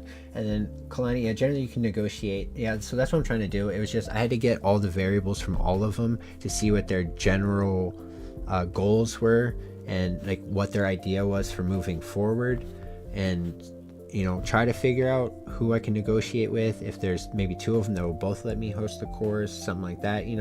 So I was weighing all those different options, and that's basically what it came down to. And I fortunately got to talk about it with the mods and everybody a lot. And that's the next stage, is negotiating, just going to the people that we deem towards the top and being like, hey, this is how things are. I like what you've presented. This is an issue I see. This is something I kind of want to change. And are you willing to work with something along these lines? So that is the next stage. I got to be completely honest. That's one that makes me nervous. Like, I got to go to people that I really, really look up to, and like, you know what I mean? Possibly have that talk, and then finish it by saying, okay, never mind. I don't want to make a course for you. And that just doesn't feel good. It's a weird feeling. It's definitely a weird feeling. But at the same time, you are bringing something that is very valuable. I mean, we've talked about this time and time again. The PowerShell courses that are out there are just not, they don't have as much energy behind them. Most of the guys that we've seen. They're just not course sponsors. I would love to get sponsors. I don't know how to do that shit. I'm sorry, what did you just say, Mati? I read that and sidetracked. I apologize. You're good. Talking about how, like, right now the quality of courses. Yeah. So if you guys have been on Udemy and you've tried to do PowerShell courses yourself, they're abysmal, right? The unfortunate problem is like, now that I've been in the PowerShell community, PowerShell also has a whole community, by the way. I actually know some of those people, and it sucks because they're fucking geniuses. They're so much smarter than me. They're so much smarter than me. But I've also been a graphic artist for 20 years. So I know how to like market and design and whatnot, and they don't have that. And it's unfortunate. But so I'm definitely gonna try to corner that market. I definitely have a little niche spot carved out where I can make something happen, and that's really, really cool. We're gonna push it to the limit. I did a stream the other day with Mr. Powershell. He's on Twitch. You're gonna see me streaming with him a lot, probably on Fridays, like as often as possible. We both got along very, very well. But he is an absolute genius, and he's actually one of the people that created PowerShell. He worked with Microsoft on the dev team when it came out, like one of the original developers. And like we just on stream I literally did that. Did we just become best friends? You want to go do karate in the garage? Like, we kicked it off really, really well. And he's a fucking genius. And his I'm gonna pull up his repository. His repository is just wildly I can't believe 1K. I love you guys so much. That's so cool. His repository is just disgustingly underrated. So he started automating, and I've go ahead. Watching you two go back and forth though on that, it was kind of cool to see. Like, you would see Jacoby kind of like, because of who he is and everything, show him, hey, this is what I've built with what you've done. And there was times where he actually stopped and said, I've actually never thought of that. Like, would not have crossed my mind. Oh, that was a cool feeling for me. Yeah, that was a cool feeling for me, hearing someone like as smart as him be like, oh, I never thought of that before. And it's like, Jesus. You guys, I've got compliments from like some of the most random people, and it's just, bro, it's hard to look at his contribution map just for the sake of saying. But yeah, it's just, I don't know. But these are some of his repositories, and he's come up with some of the craziest shit. PipeScript is insane. OBS PowerShell. He has a PowerShell module that you can use to control OBS. Right up here in the top right, this is supposed to be the YouTube chat, but I have to relink it every time. I don't want to do that. What we're going to be doing instead is we're going to use this OBS PowerShell module. I'm going to write a module for that. I have a little something I'm working on, and I'm going to make it so this module can interact with Discord. So we're going to have a room in Discord where everything that you chat pops up in the box on screen. So we're not going to display YouTube chat. We're going to display our Discord chat in the video. So if you're here in YouTube, you can see both chats at the same time. The issue with I do body contact sports with Jacoby Kappa Pride. The issue with the big box companies is they can generally afford to say no to smaller creators, while small creators have a very difficult time saying no to the big companies. Yeah. So it's important to me that I'm never going to give up my integrity. And like, I know there's probably 10,000 clips of YouTubers that said that before, and now here they are shelling Raid Shadow Legends every video. You know what I mean? Let me tell you guys something. On June 29th, 2009, I held a spoon in my hands and I looked at it and I said, I'm never going to use you again. And I've never used a spoon since that day. Just because I looked at it and said, this is what's happening. That's all there is to it. Like, I say something and that's very it. Weird thing to. Yeah, really weird. I did it. Okay, so I did it. That was the day that I left for basic training. Actually, I've actually never told anybody the full story. Really, selling established titles exactly. I actually did it the day that I left for basic training. I was adopted, and I didn't really get along with my adopted family too much. It wasn't like, too much or anything, but I knew when I left for the military that we were never going to talk again. So I had to mentally condition myself for that. I knew that wherever I was going, I was going to have a whole new, brand new start. And I wanted to make sure that I was mentally aware every second of the day. That way I could have full control over what was happening. And I know it seems small and dumb, but you have no idea how much effort it takes to not accidentally use a spoon. You literally have to be conscious every single moment so you don't use a spoon. Yeah, Spoon took that personally. So I get that it's just a spoon. It does sound kind of silly, but it was a test of self-control and being able to stay aware in the moment.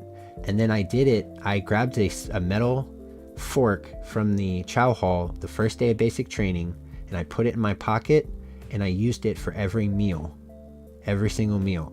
I never used a spoon again, and I kept it with me. And I had that fork for a long time. It was literally just a self-control exercise. And then after a while, like, I was like, I've been doing it so long, I'm not going to stop. You know what I mean? So that's just it. But yeah, either way, like, if I say I'm going to do something or I'm not going to do something, that's it. I'm not shelling out. I don't give a fuck. Raid could throw some fat ass checks to me. How do you eat cereal, bro? That's the first question every single time. How do you eat cereal? You want to know how I eat cereal? With a fork, like I just said.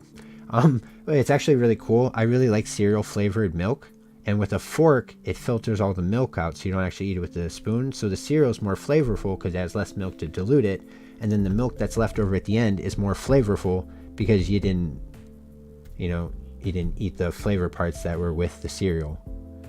So Yeah, it actually works out really well. I have really delicious milk left afterwards. And then soup, that's the other one. There's two kinds of soup. There's soup that has stuff in it that you eat and you can eat it with a fork, or there's soup that doesn't have stuff in it that people drink anyways. They drink it from a spoon. I just drink it from the bowl. I sip it. That's cereal with a side of milk. What about sporks? Nope, sporks. Nothing concave can go in my mouth. Nothing concave. Want to quote that? That's the rule. That's if you want to break it down to like it's like if we're going to the assembly language level, nothing concave can go in my mouth. Sus. Spork is cheating. It's finding a workaround. Yeah. But yeah, so I definitely want to pursue channel sponsors, of course, eventually. I just, for sure, I can't do what other people do, especially, and then even when I do sponsorships, you know how they always give you that script to read? I'm not going to read the script. I'm going to say what I want. And if they decide afterwards that they don't want to pay me anymore, that's fine. I'm not reading your script. Not doing it. I'm not doing it. So, who would you be willing to partner with for sponsorships? Is there any, I guess, anybody you would seek out, like? Anybody that I would personally seek out? Yeah. If I were to seek people out,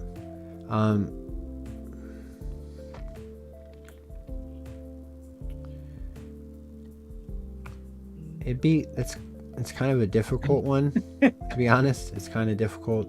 I mean, I guess there's some equipment that I use, but it'd probably be like, I'd probably go for places like Hack the Box or, you know, Hack 5 in general, or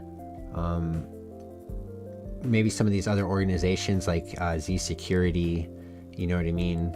Some of these other organizations that we've worked with in our Capture the Flag challenges, or I would try to have it relate to my content to a degree. And then the only time outside that I'd break, yo, Kenzie's, you sexy son of a bitch.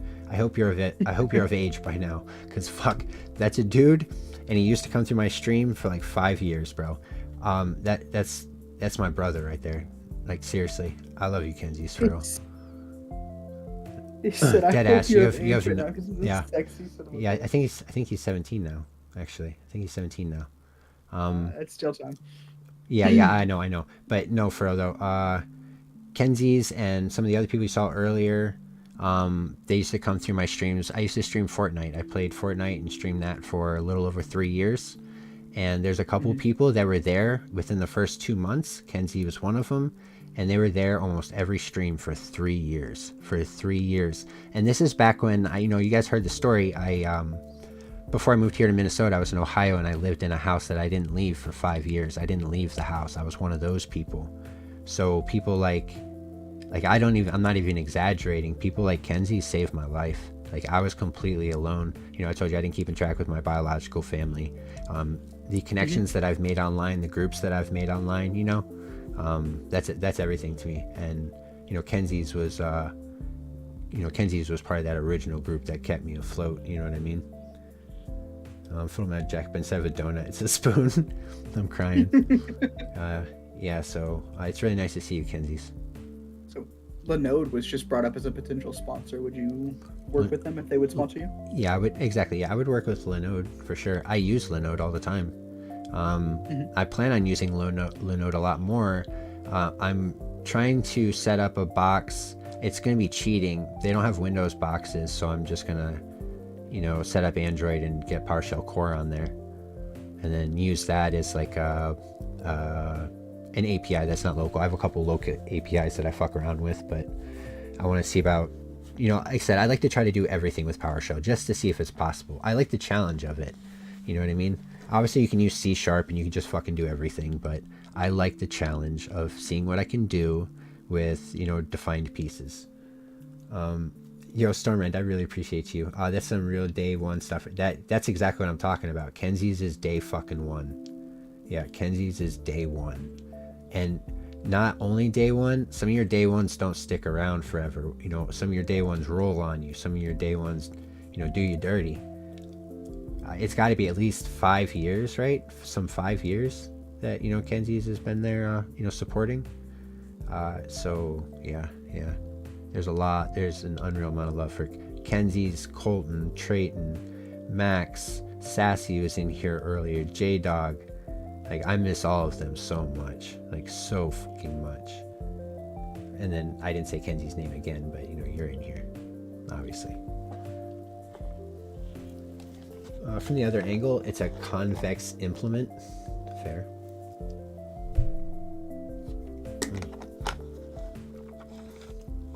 What about a tiny bread bowl? this asshole. I love that I'm trying to find like. Okay, so death workarounds. Okay, so my favorite food in the entire world is bread, and I get made fun of that.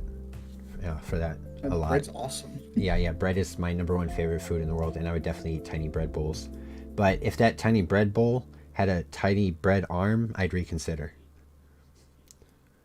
You bake sourdough? That's beautiful. I love sourdough. Hear me out.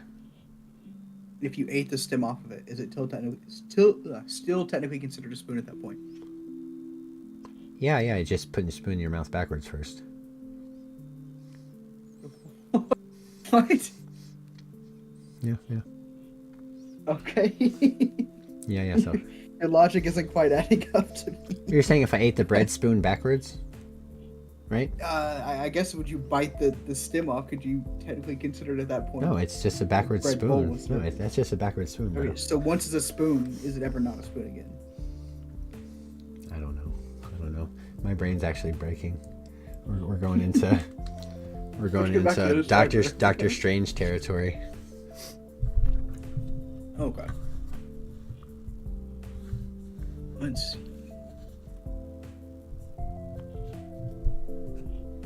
There is no spoon. There is no spoon. Matrix movies. Oh, that's great. I like. Those of you who haven't seen, Dark Knight Diaries is back this week after a long hiatus. That was nice little one break. I was really happy to see. I was joking with my wife whenever he first took his break right around New Year's. It threw off my rhythm completely because a lot of things started kind of went away, and then my every other week podcast for Dark Knight Diaries suddenly kind of like went away altogether.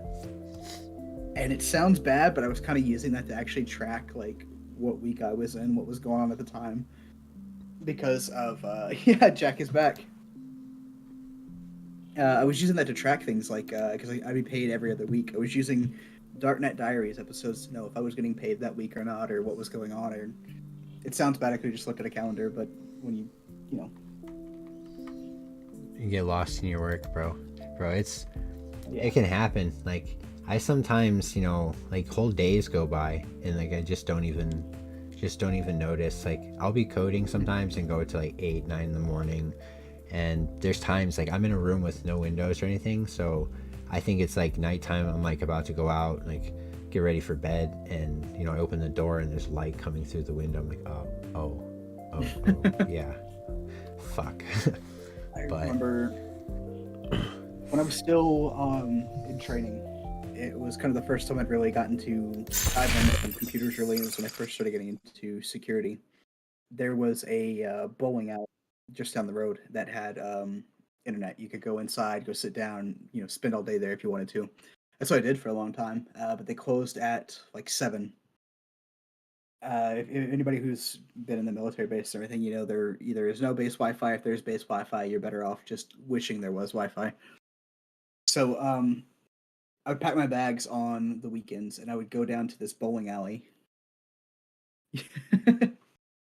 Go down to this bowling alley and I would spend all day inside trying to just develop stuff, work, like gain my skills. It was back at the early days whenever Hack the Box was around, but Try Hack Me hadn't really come around just yet. The hardest challenge on there so far had been just trying to get myself the account because you have to actually hack it to get in. It's funny laughing thinking about it now, but I spent so much time, like I had to time it perfectly. I knew I had to plug my laptop in by a specific amount of time. That way I had enough battery power. That way whenever they shut the doors, I could go sit on the benches outside, but there was no power adapters.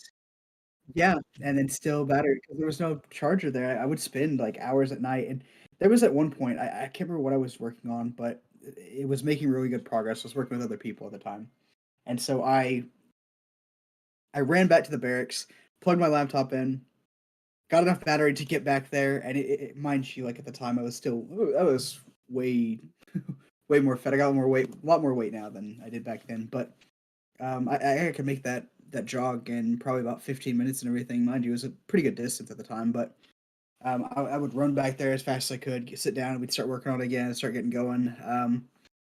And my laptop would die again, and I would do this just some nights all the way up until 2, 3 a.m., just walking back and forth. And I know if anybody's checking the security cameras, like, what the hell is this dude doing? Like, sitting on concrete stairs, just hoping my laptop would give me a couple more minutes as I was doing different things, playing with, back then it was SQLite and SQL map, playing with stuff like that, just on random boxes.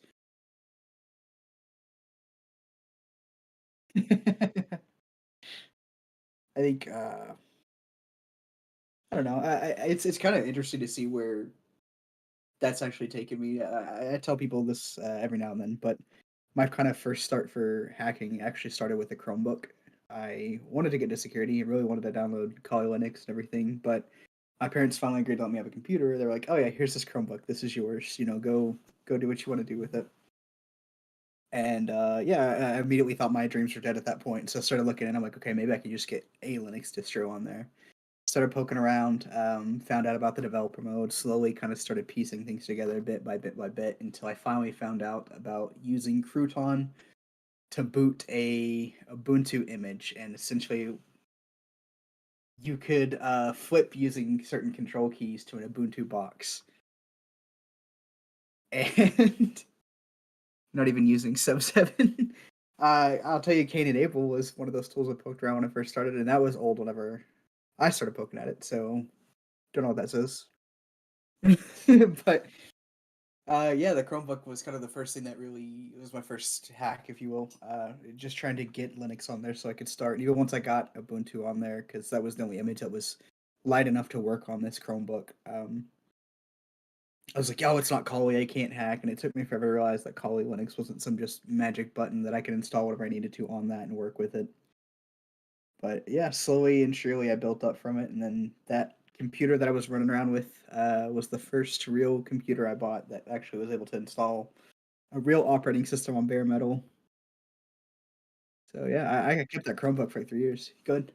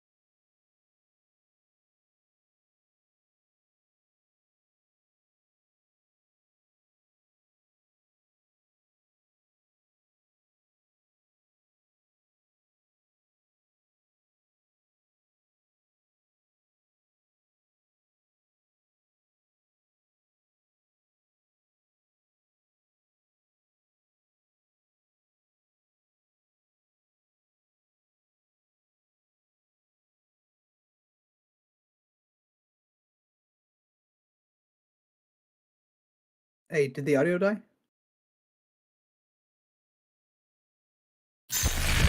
Oh, it's because I was doing the full share. The audio, I didn't put the audio into the full share scene, so that was on me. Yeah, so basically you can use wildcards inside of environment variables, right? Now you can take it a step further, and you could use, you can use asterisks, right? But in order to use asterisks, the whole thing has to be wrapped in brackets now. So from here, you can actually replace almost everything. You can just replace the S and the R, and then everything after P. And this is the shortest I can get to dial down to it.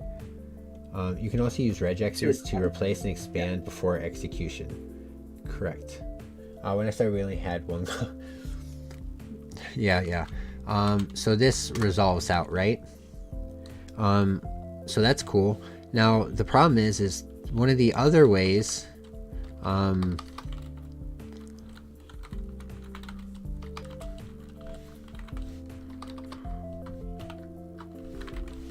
or let me think, which one was it that I was pulling into?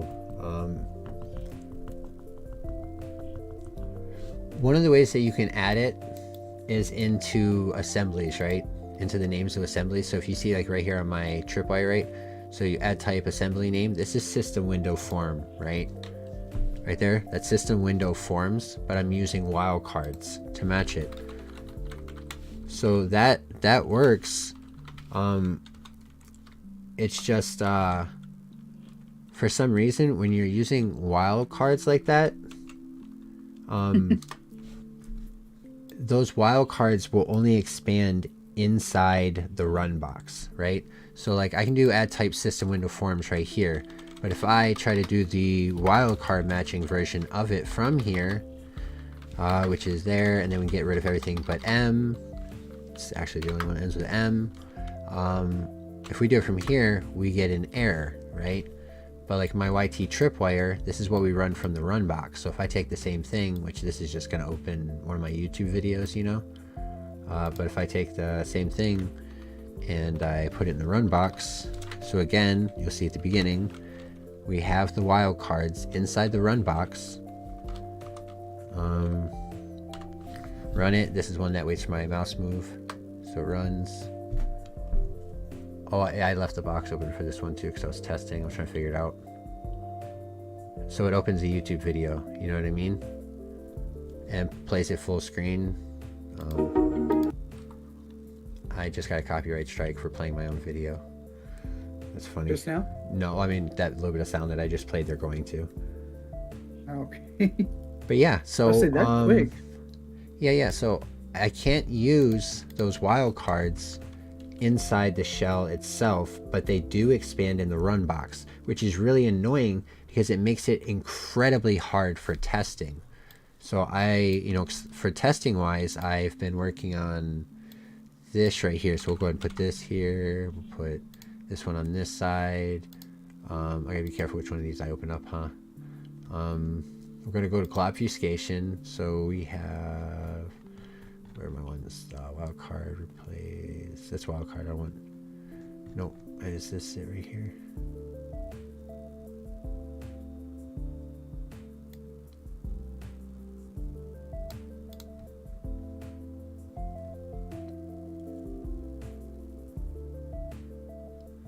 Yeah, it should be this one.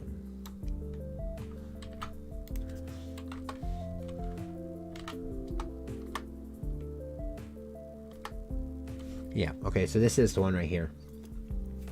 So like I said, if you do the environment user, it's gonna make me, if you do the environment user profile and you put a question mark, you put 1, that works. Now I wanted to automate this process so I don't have to do this individually. You need to use curly braces to disambiguate the variable from a string. I've tried a bunch of combinations. If you want to give me a combination to try, I'll definitely try it because I've just ran through it.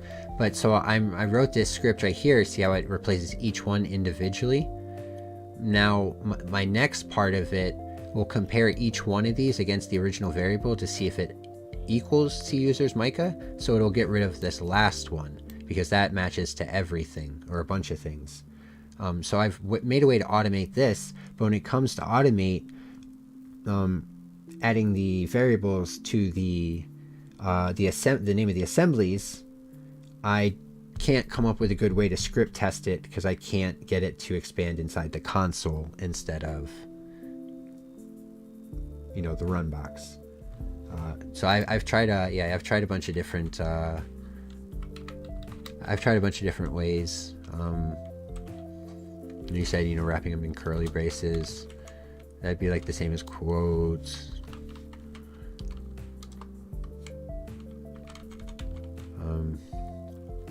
You can actually do double. That comes out to string. Yeah.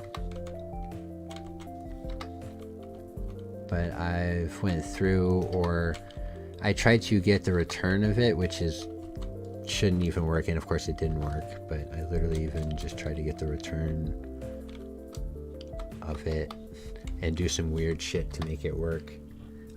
But so curly brackets is the way that it works in the first example right here. It's just I can't get that to work in the run box. I have most definitely been trying that one. That one will be a big one. And then I can start the process of automating the obfuscation of path, system paths, environment variables, assembly names, and just kind of keep doing the list. Send me some code in Discord and I will get to the bottom of it for you. 100%. I appreciate you. For you guys that don't know, in chat, Kalani is on the OMG dev team. He's one of the guys that's responsible for making the OMG devices what they currently are. So this guy is a fucking genius. Basically is what that comes down to. We have a lot of those in our Discord. It's insane. I can't believe we have Network Chuck, John Hammond, MG, Darren, Corbin, Kalani. It just fucking the one and only talking Sasquatch, the hardware god. I mean, I guess we have Matzi too. Talking Sasquatch. Oh yeah. I love you, Matzi. Oh, I see this. Yeah, me too, man. You should tone down the frame animations. Oh, okay, yeah, I can see about doing that. Yeah, it's unbelievable how stacked it is. It's insane. We've gotten to meet some of the coolest fucking people. We got 0 Day in there, #1 ranked hack the box in the world. All the guys from Z Security. All the guys from Z. Yeah, we literally have the whole Z Security company in there. Those guys are awesome to talk to. Yeah, really great resources. Brilliant. We've been very, very fortunate. We just gotta kind of keep the momentum up. These are some of the people that we're gonna be trying to bring on as guests as well. And there's been a couple people in chat that we want to bring on as guests as well. I want Corbin for sure. I kind of want to. I don't understand a lot of what Corbin does, but I know it's really nerdy, and I want to be lost. It's really fun picking his brain. But then again, and really anybody, if any of you guys want to hop on at some point, you got something you want to show off, maybe you got a project that you want us to look at.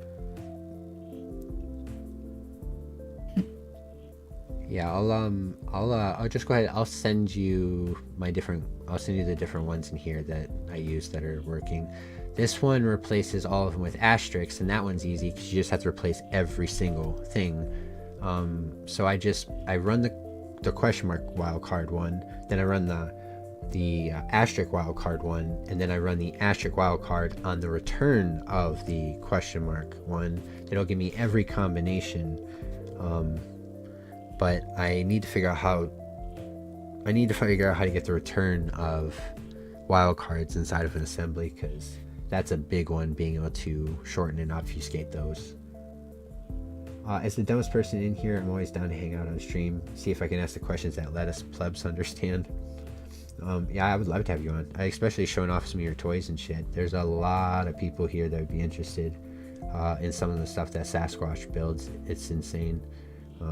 He's made an entire arsenal that branches off of the flipper. It's ridiculous. I still need to sit down with you and have you go through the process of helping me make my own animations, because I think I'm dumb because I tried to follow your video and I literally couldn't do it. So if you want to trade some industry secrets and maybe hold hand, or not hold hands, but just Industry secrets. I'd love to see what you guys can do. Especially doing something like adding something weird to it. With Squash making all these weird models and everything, what can you do to extend it? I mean, I know you've talked about a couple devices all on your own that you wanted to add to some of the, I don't want to say add to the Hack5 devices, but in utility to them. Yeah, so we have a couple of those projects, just little things. It's mostly just to see what we can do, but we have a couple smaller hardware projects that we are just experimenting with, just to see what we can do. Adding extra functionality to some other devices.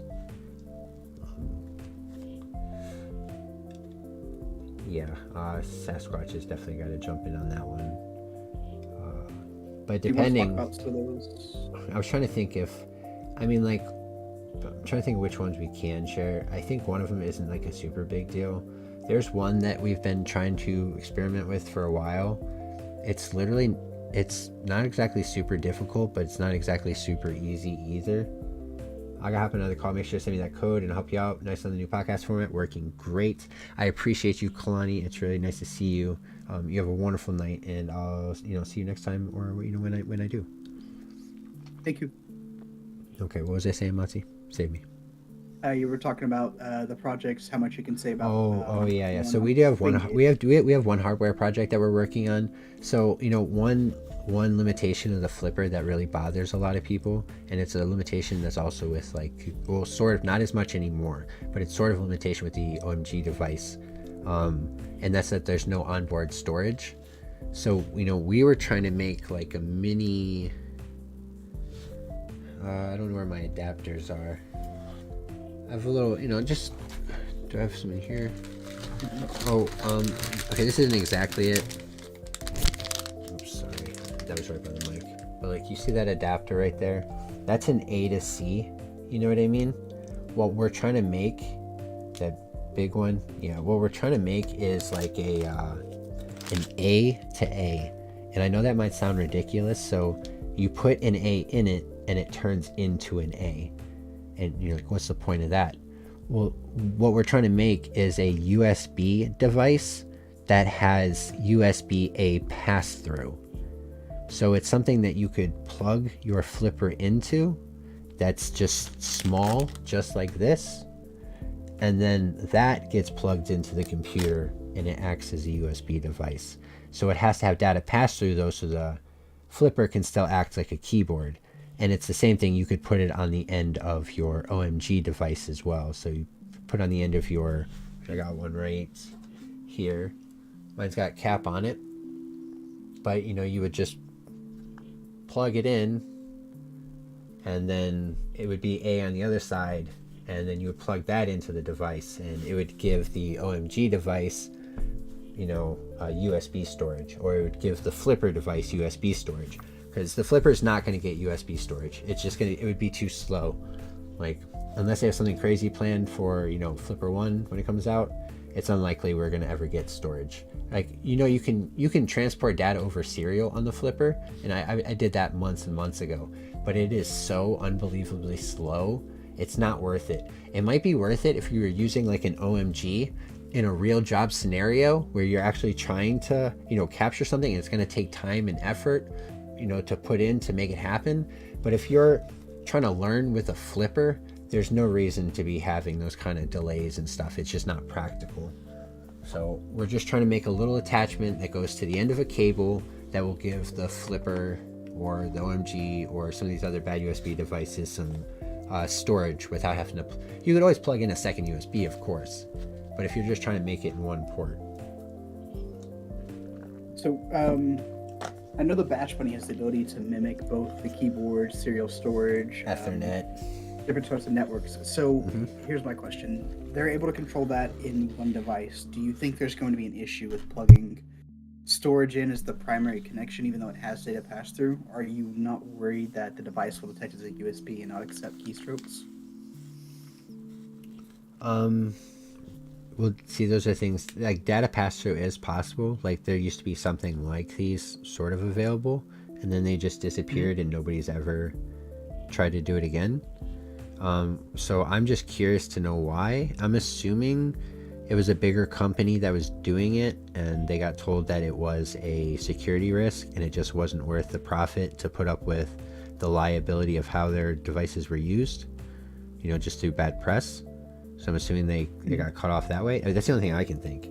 Because, why else would you use a pass-through? Why would you use an A to A pass-through? Why wouldn't you just use a USB or a second keyboard? There's really only one reason for a A to A, pass-through, unless you're trying to retrofit an old machine that can only have one USB port and can't take a splitter for, I don't know. There's really only one reason you would use that, and that's nefarious purposes, to be fair. So I guess my question is, whenever Windows takes in a device, I know that the HID devices abuse its automatic trust for them as keyboards, but can a device that's recognized as a USB flash drive or some sort of USB storage, will Windows still accept any sort of keystrokes from it? Well, it's the order of operations that you have to take into consideration, right? So it's got data pass-through, which means unless it's getting power, right, then it won't be detected as a USB. So for the example of like an OMG device, when you run it through the keyboard, right, or when you run it through and you want to do data, you type first before you exfil. You know what I mean? So you would enter your PowerShell script, whatever it is, get all that information, get the data, and then set it to exfil to the USB. Now, while the computer's running the script, it just turns the power on, so it would be a USB. You know what I mean?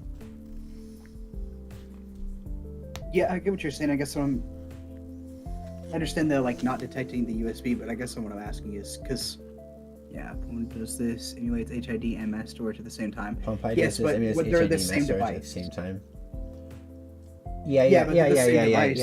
They're the same device.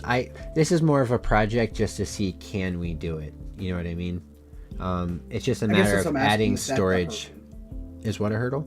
Oh, of course. Yeah, of course it's a hurdle. That's why it's been so weird to design it, to try to figure out basically a way. There's a couple different hurdles like that, to be honest. That's why it seems simple, but it's really, really not. It's just not. I've been trying for probably 9 months now. It's not like I've been investing a crazy amount of time. It's not like when I say 9 months, like when I meant I was making payloads for 9 months. That's not what I mean. But yeah, I've been working on and off on it for a while. It's difficult. But that's one of the greatest things about this community that we built, though, because there are so many more people that have come in that specialize in hardware hacking specifically. And one of the cool things is I'm really good at coming up with conceptual ideas, right? I don't always have the means of execution myself. I have a basic understanding of a lot of different things, enough so that I can combine those random thoughts to make some cool, interesting things. But being in a position now again where I'm just completely surrounded by geniuses. Yes, you could also make it a hub, correct? Yeah. That was the other option that we were talking about. You can literally just make it a hub, basically a hub and a switch. Correct. But yeah, we'll have to play it by ear. We're trying to take on as many projects as we can, experiment and build some cool shit. And straight up, no matter what, if you try shit, you're gonna fail shit. That's it. The only people who don't fail are the people who don't try at all. That's it. So out of all the projects that you've got set forward, what are you prioritizing first? So we're putting a lot of emphasis in getting the Unit 259 website up and going. Like I said earlier, if you weren't here though, we just registered Unit 259 as an LLC. It is an official company. I'm looking at hiring a couple individuals on. Matzi's got a guaranteed spot. There's a couple people in chat who have a guaranteed spot. And we're really, really trying to build something and put stuff together, building tooling, doing research, bug bounties, building courses. So getting that kind of fleshed out is probably the main focus off the beginning, or one of the main projects that we are going to focus on or put the most effort into until we can get that at least started, because it's still in baby phases. So we're just trying to figure out what all we're doing and how we're going to operate, how much room we have to move around, and set our goals and whatnot. I spent way too much time not failing because I was afraid of failure. Yep. Unfortunately, that is true for so many people. They don't even ever try. I was like that when I was younger, when I was in school. Like I remember I was in 8th grade. When I was in 8th grade, I got approached by the football coach, and he saw me playing during PE, and he told me I needed to try out. Hey, you need to try out, because like I destroyed people, like straight up. Like if the ball was thrown at me, it was over. It was done. It was touchdown. But I was really good at playing against people who don't play football. You know what I mean? I never really followed football a lot when I was younger. I mean, a little bit. It's not like I avoided or I didn't like sports or anything, but I wasn't like a fanatic like some people. You know what I mean? So there's some conceptual things that I didn't just quite grasp. Like when I played football with these kids on the playground during PE and whatnot, I would purposely let them go above me, ahead of me, because it would make it look like they were open, and someone would throw the ball to them, and then I would just zoom up and take it. I knew what I was doing. You can't do that in real football. You know what I mean? Like these people, they'll run circles around you. If you let them get ahead of you, they're gone. They're gone. You're not catching up. You know what I mean? And I kept making mistakes like that because I guess I was at least trying at the time, but I was too afraid to really try, to like reach out and ask, like, hey, what am I doing wrong? Hey, what should I do here? You know what I mean? And I think about that a lot.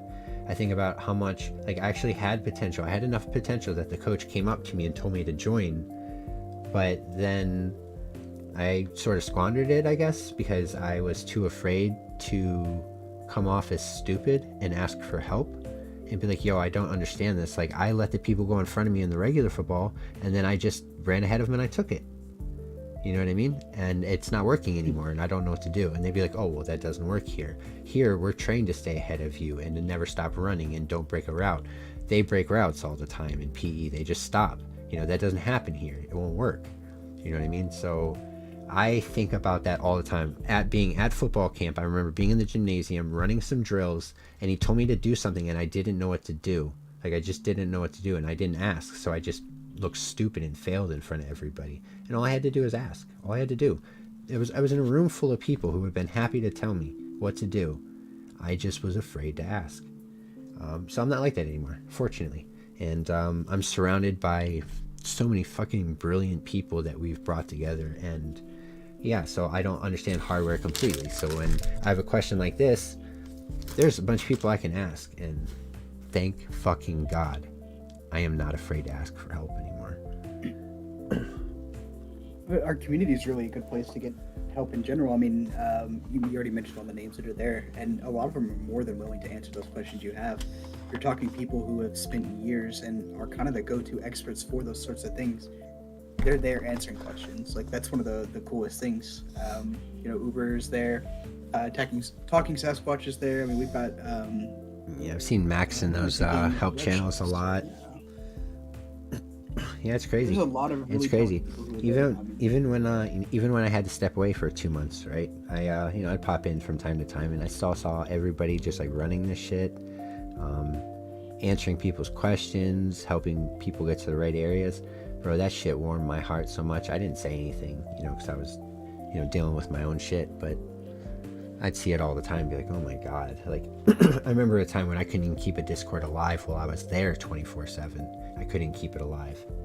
And here I am. I had to step away for 2 months for, personal reasons. And I come back and the Discord's booming. It's better off than when I left. That was insane. That was probably like one of the biggest things. I was like, hey, you need to get your shit together. You need to capitalize on everything that's happening right now. These people kept this shit alive for 2 fucking months. It's booming. It's booming. You're surrounded by good people. You need to take advantage of this. So here we are. We're starting. This podcast is going to be happening every single Saturday. And again, for the people who maybe weren't here earlier, if you give me just 1 second, please and thank you. We are doing this podcast every single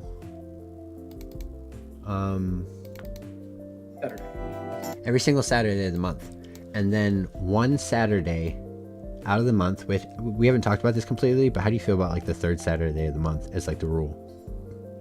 Yeah, let's go for it. So we're thinking every third Saturday of the month. We haven't come up with a name completely for this podcast. We kind of like the idea of red and blue, not red versus blue, because we're not fighting each other. We're trying to work together to see how both sides work. So we don't 100% have a name for this podcast, actually. We're just, like I say, we're taking a jump. We're taking a jump, just trying to make shit happen. But 1 week out of the month, instead of doing the regular red and blue podcast, here is a teaser for what we're going to be doing instead. Welcome to High Security.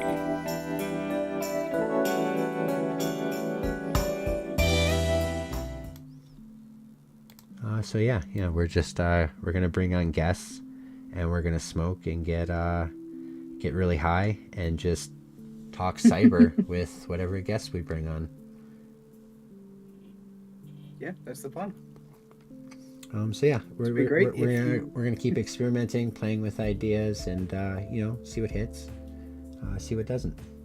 But we have a lot of people with a lot of skills that are wanting to put a lot of effort into making some really cool fucking shit happen. So we're gonna keep pushing that. Yes, sir. Yes, sir. Oh, I know Sasquatch is gonna be on one of those episodes. Yes, he will. I already know. He'll be on there talking about the flipper and all the stupid shit we can do with it. Oh yeah. So yeah, it's been really good. It's been real good. Finally starting to keep all my assets in order. Fucking. Oh, this is the back. This is the. Let's see, we got the stream music in here. Not sound effects, music, stream scenes. So these are the. I might put these somewhere. Because a lot of you guys said you like these. Actually, this isn't even the one that they're listening to right now. I have to grab that from background music. I think it's right here. It's Psychedelic Lights. This is it. This is what you guys are listening to. I'm gonna have to find some way to make it so it plays on our side too. I want to hear this shit. It's relaxing. So I was trying to figure out how do we, because I know like the people inside of the Discord right now, they can't actually see your screen. They can't see my screen? Other than watching through the YouTube, but they've got a delay. Oh. So when they're listening to us, they either choose to listen exclusively on the YouTube side, or they hear what we're saying and then have to wait the 10-15 seconds it takes for it to actually catch up on the other side. Oh, that's interesting. That's a good point. Yeah, that's valid. Let me pull this down real quick. Oh, speaking of. Mm-hmm.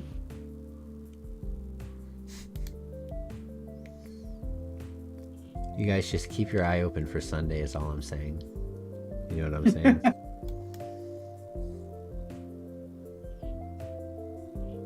Yeah. Oh, I really shouldn't snitch on myself. I didn't think like it was that. too bad. No, you're hitting a little.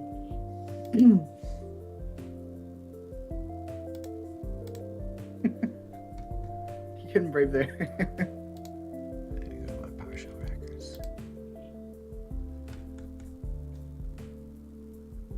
That's what I'm saying. He keeps just a little too much. Just slightly. So many tips. Yo, sharing is caring. You know what I mean? Yeah, I chose YT. Yeah. Well, we're gonna have to look at our options with that. We thought it'd be a good idea to maybe share it through Stadium, but maybe we do just. Also, like I said, we were trying to make it so the Discord chat is what pops up here on screen, over here on the right. I thought that was gonna be updating every time. I'm not gonna pop that box out every stream. I guess I could during the start sequence maybe. I literally might just script it. I just realized I was so far behind the stream. You accidentally hit pause somewhere. That's funny. Yep, I've been there. Yeah, I need to update some of these. I need to put my new UAC bypass.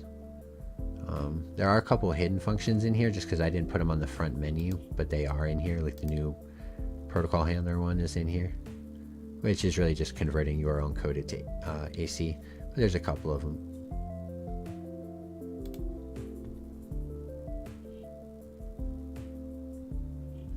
Yo, you have a wonderful night, Ty. Yeah, it's Twitter, man. Dang, it's 7:18, so we start at 5? Yeah. That's awesome. That's awesome. By the way, next time, whenever we're jumping here, guys, throw stuff you want us to talk about. I mean, if there's any hacks going on right now and you want to, parse through them, let's go through it. Yeah, that's something I try to keep my eye on as well, see if anything pops up. We keep having some crazy attacks, like back to back to back to back. Yeah. Well, that attack I was talking about earlier, I was looking up at it a couple minutes ago. So it was a North Korean hack, is what they kind of claimed it as. Everybody kind of started pointing fingers back at them. From the sound of it, it just wasn't a really well thought out attack. Do you have any videos on it? Well, the one I would recommend is Mudahar. Oh yeah, Mudahar. Talking about it. Yep. As long as we're reacting.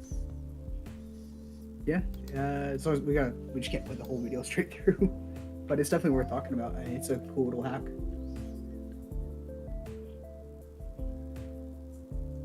He just put out a new video 2 hours going on a YouTube scam. Oh yeah, it's still going on. He's covering some stuff going on with that scam and everything. But the 3-6 attack is interesting because I actually got to experience the whole process of what that attack was and everything. And what about this? Out of all the attacks that I've heard and all the big ones that I've seen, it's one of the first ones that I've actually had to directly react to and actually take part of.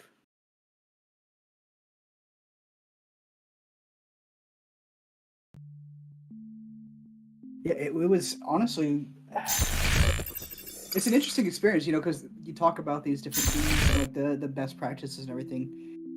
Best practices, yeah, go for it.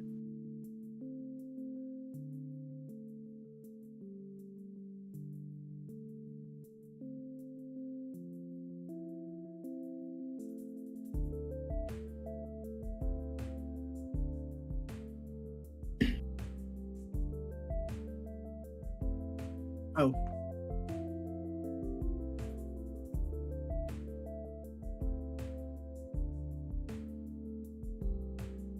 It sounds like it. That's what they were saying. Yeah, I can't hear Jacoby right now. As long as we're reacting. Oh, it just texted me.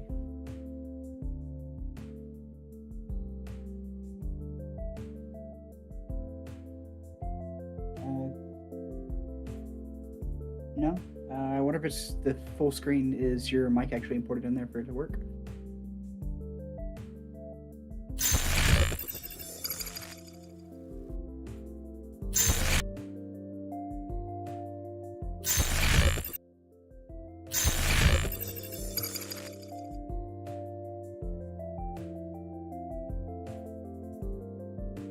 With the phone segmentation thing, it's a little harder. The thing that got compromised was specifically the desktop application.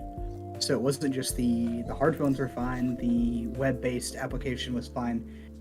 It was a supply chain attack. What happened was they had snuck in a compromised version of a very common, actually 2 very common DLLs. And those 2 DLLs ended up just being a nightmare for the whole thing.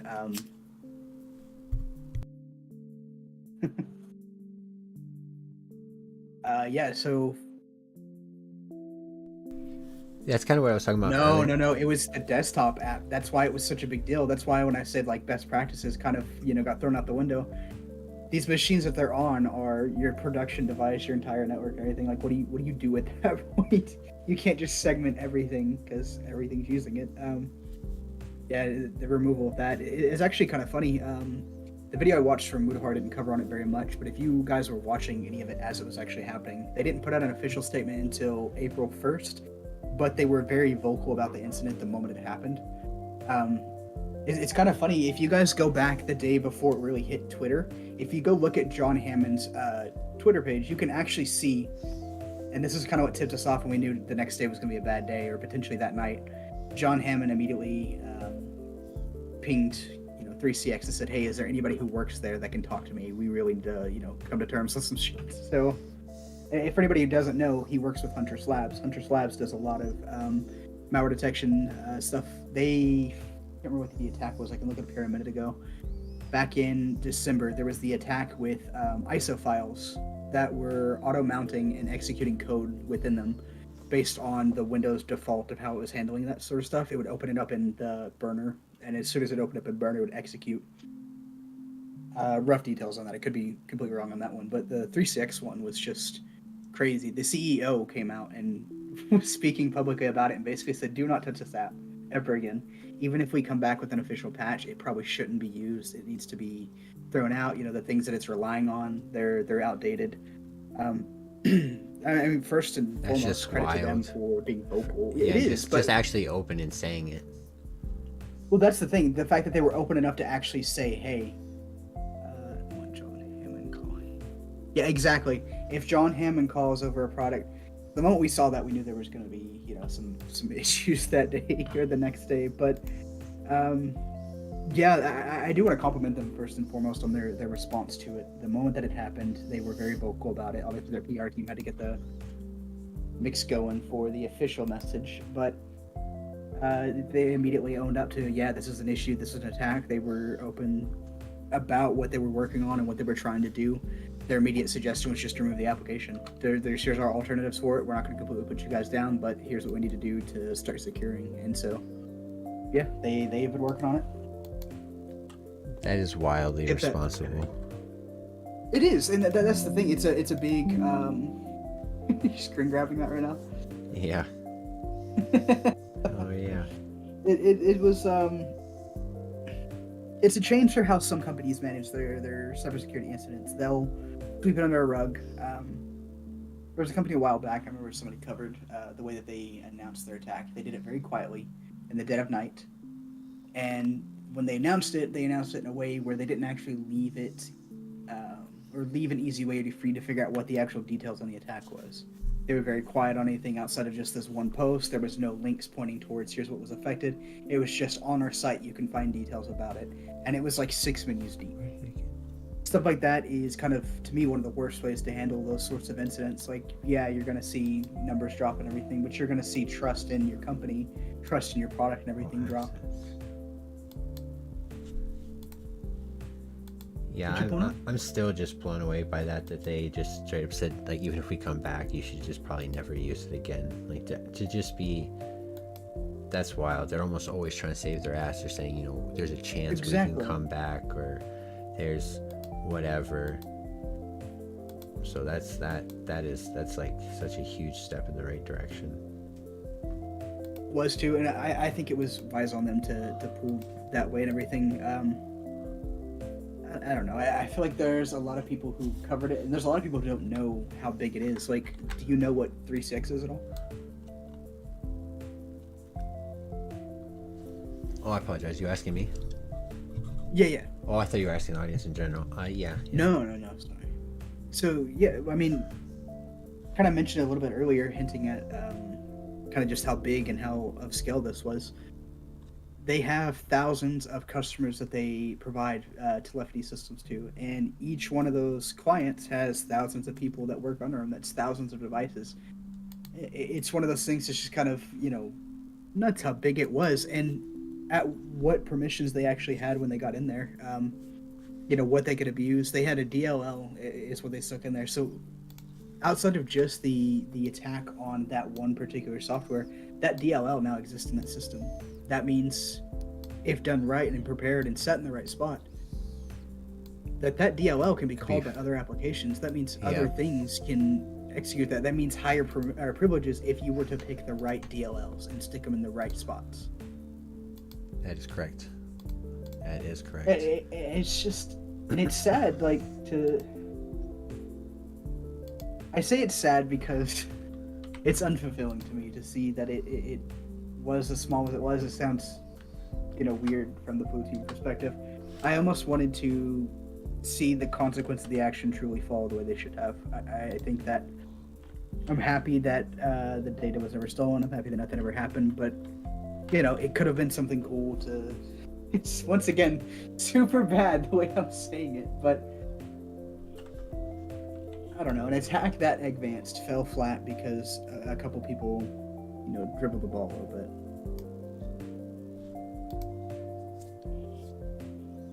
That's almost every single time too. It's always some weird small human error. The LTT hack. The LTT one was interesting. Because it goes back to some of the principles that you always get taught whenever you're doing your cybersecurity course and everything. Everybody's found a job where they send you to that class. Be careful what you click on. Be careful what you do and everything. And that's what it was. I mean, a document set up perfectly. Phishing is phishing kits just to drop a file for that file to be, some sort of malware that grabs a session token. That's crazy, especially at a channel like LTT with how big they are. They're cyber based. I mean, they may not be like cyber security based in their content, but there are people who walk around there who definitely know their part. Speaking of, even like along those lines with that last video that I just did with the protocol handlers, the Chrome protocol handlers, the things that you can do with the Chrome protocol handlers as far as tracking cookies. You can choose to send information unencrypted. So you can do logging. There's a logging option in there. And whenever it starts logging, and it logs every website you go into. I logged out of Twitter, auto-logged back into Twitter, and then I could see my password in plain text.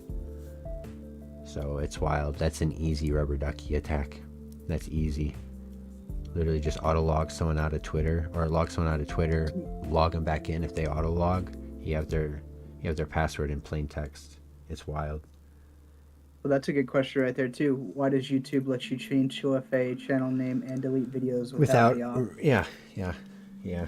And the sad part is that that's a very common thing. Companies that support APIs on their applications, they lock down, what you can pass through. They sanitize their values. They have strict permission controls that they put in place with traditional username and password based authentication.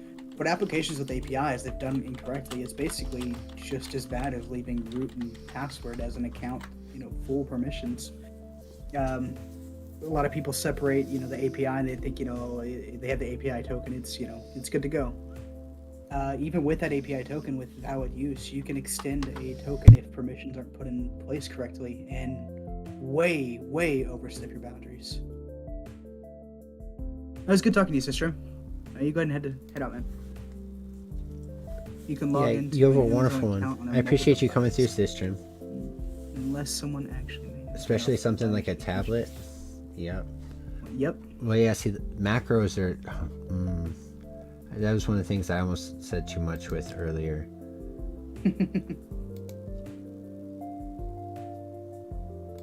I don't know. It's just...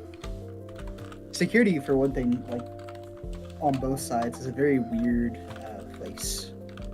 Like, Blue Team constantly has an entire wall of things that are changing, but at the same time, Blue Team is working hard to stop those things. It's like Jacoby and anybody who hands out content over to the Hack5 channel in the form of your payload submissions. Anybody who does anything for the Flipper repos, that doesn't take long for that code to get added to something, to virus total, for it to become a detection. It flags quick. Stuff like that just feels like you're constantly hitting walls, trying to reinvent the wheel every time, and there's so many like broad areas. One of the cool things that I've liked the last little bit, and kind of proves this point,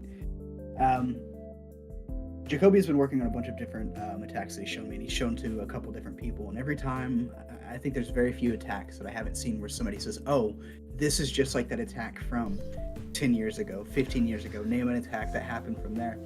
And it's an interesting thing. Like, we're trying to progress. We learn all these lessons. We secure something. We lock it down. It's just what it's going to get.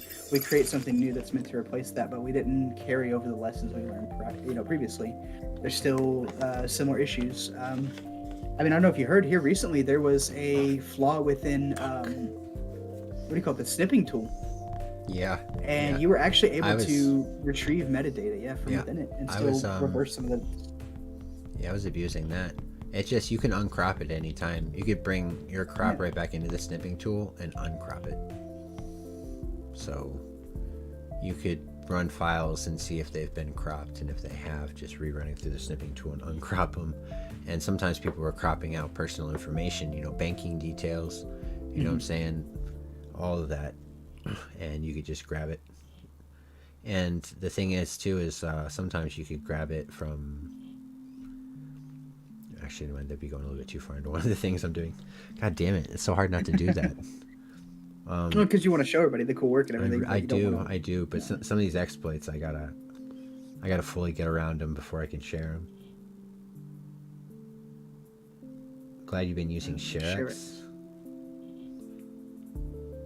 What is ShareX? I don't think I actually. for screenshotting your file. Yeah, for it's the native screenshotting. snipping tool. Oh yeah, it's the snipping tool. I use Greenshot. Greenshot's really cool. Greenshot was one that I've like, seen yeah, bumped around a couple you times. pop it on right here. You just do this little box. Now it's not gonna pop up on this screen. It pops up on a different one, but it's cool because you can get on here. You could blur certain things if you wanted to. Opening it up in, it's got its own image editor. This is a Greenshot image editor. One of the things that I worried about, or kind of, one of the things I was getting at earlier. I know what I said worried for. One of the things I was getting at earlier was specifically involving. I've seen my face. Like the fact that is, it's doable. Things like that, low-hanging applications that you think have been taken care of, but they rely on bigger, newer things that are meant to create legacy things that we've kind of tucked into place, said they're good, they're taken care of, and as they come out, these old attacks are just being recycled. Kind of goes back to, if you don't know history, you're doomed to. Yeah, that's why I love going back to these like old repositories and stuff. Yeah. I love digging through those. There's been so many old repositories that I've dug through, and it straight up says, like, right in the repo, these don't work anymore. This is for historical purposes, basically. And I'll sit there and go through them and just look at the stuff that they reference, and maybe those exact ones don't work anymore, but you've given me an area to go look and a concept to play with, and then all of a sudden I'm over there and I find something else that does something similar. And that's happened so many times. That's what just happened with the speech synthesizer. When you guys see the way that I exploited these accessibility tools, it's disgusting. Like, I almost feel bad. Like, not even kidding. And it's insane that I can do everything that I do when I do abuse those accessibility tools. I can do it without any admin permissions, nothing. And like Kalani said when he came in here, a lot of these accessibility tools, they don't have file paths, but they got, and basically what that means, if you don't got a file path, that means you got system permissions. If you don't got a file path, you know what I mean? You got system. The big issue, that was left untouched for a majority of people. They never had a reason to go looking because there was nobody really do anything crazy with it. To them, it was just a simple feature that allowed people with disabilities to, do something. Nobody really took a crack at it until finally somebody said, well, let's see what we can do. And sure enough, they're coming back with some really killer, crazy attacks. Yes, sir. I mean, it's unreal stuff what you're seeing and everything, just especially being cooked into Windows natively, some of these things. A perfect example what you're talking about earlier, looking at older attacks that may not work now but lead into bigger things. A few weeks back, I bumped into somebody who was dealing with a piece of malware that had gotten into their network. Someone from the CCS server, and as we're talking about this and everything, and they let me start taking a look at this, as we pulled it apart, we actually found kind of a reinvention of one of the old LOBAS methods for, bits admin. So for anybody who knows the living off the land binary methods for that, specifically with the bits admin, the one they reference doesn't work anymore, but they completely changed the way that they were detecting it and how they were building those scripts to execute. And they were actually calling from URLs with file types that typically weren't, measured or controlled and everything. It's been flagged now. I was playing with the code the command for it the other day just to see if it was still functioning and everything, but they'd hijacked a website that sold, I think, mattresses or something, hid code somewhere in there, and essentially just used this server to stage what they were working on. Reinvented the entire bits admin attack, and it was kind of cool to pull it apart, especially since I was referencing older bits admin stuff, specifically that miter attack, or not the miter, sorry, the Lobas attack for it, and it was kind of cool seeing like a fresh coat of paint on something like that. Hey, what's up? Welcome. I think Jacoby stepped away. He'll be back here in just a second. Amelia, hey, yeah. So that's another thing that I do is I go. That's specifically what I do is go through the old Lobin libraries. That's one of my favorite fucking things. Yeah. Again, a lot of those things don't work, but since then they've added a lot to the .NET framework, and they don't always have people testing it, and they have similar functionality. You just kind of look through those libraries, and then hey, what compares to that in the .NET library? And it's insane how many vulnerabilities there are. And the crazy thing about it is you guys know I've tried to turn one of these into a bounty, and they basically they don't accept stuff unless it's like userless execution, right? Like they don't like anything where you have to do something yourself or use a bad USB or anything like that. They want like clickless execution. But the thing is like I've now worked in a couple different places, and like I know how to get into places without anybody talking to me, right? I know the people that maneuver like maybe through like a kitchen, right, in a restaurant. I know people that maneuver, the people that come in to fix the machines or come in to do this, and we never knew who any of those people were. We just assumed that someone else knew who they were and they did their thing, right? It's too easy to get into these places, and for it to not be considered an actual threat, especially when some of these things have pretty easy fixes, especially like the PowerShell gallery exploit. You just make it so you can't pass what returns as a string object, or something, anything. There's a bunch of different solves, but they just don't consider those real threats or something worth considering. But I've walked around on campus, like when I've been, tried to go to school a couple of different times in different states and stuff. You could walk around campus and go anywhere. I've gone to the library and they had their server room open, like a door just like right there. In the computer labs, there's teachers' laptops left on their desks when they walk away. You know what I mean? I see it everywhere. I go to Mall of America. I live roughly-ish in that area. I go to Mall of America and they have this huge computer area. You know what I mean? People step away all the time, logged into different shit. And it just takes a couple seconds. That's it. And it's over. It's wild. But it's, like I said, they just don't consider it something in their threat model that they would try to even attempt to fix, or definitely not award a bounty for. So if they're not willing to take that, do you think that there's a chance that there are bigger skeletons in the closet they know about that they're prioritizing more than that? It's just, when it comes down to it, probably at the end of the day, it's probably just simple math. You know what I mean? Like, they probably don't have enough people using those exploits to justify the huge overhaul they would have to do to, make their shit as watertight as possible. There's no, you can always break shit. You'll always find a way to make exploits, but there are so many just dumb exploits. Like we've accidentally found system like twice in the last 6 months. Like, what? You know what I mean? Like, and that's just that. I have how many UAC bypasses? I have a hardware UAC bypass that can never be patched. It's impossible. It will work forever, and there's nothing that they can ever do unless you just you don't have an admin account. That's it. You know what I mean? But outside of that, there's nothing you can do. Correct me if I'm wrong, one of the things that we were playing with, and I'll say is double system in reference to it and everything, just for double windows would probably be the best way to say it. Playing with that, we kind of discovered another way to potentially get system. I think we're still playing with that concept right now, aren't we? But I believe that, the double windows situation involving some file stuff. Oh yeah, exactly. Yep. Yeah. Yeah, We that almost was found, crazy. correct me if I'm wrong, we're on the brink of something there as well. I think that may be another one that we can here shortly have something for. Yeah, so that's one of the bigger projects that we're gonna be putting out like as soon as possible. We have a big team behind that one, but yeah, that one's insane. But they're probably not gonna do anything about it.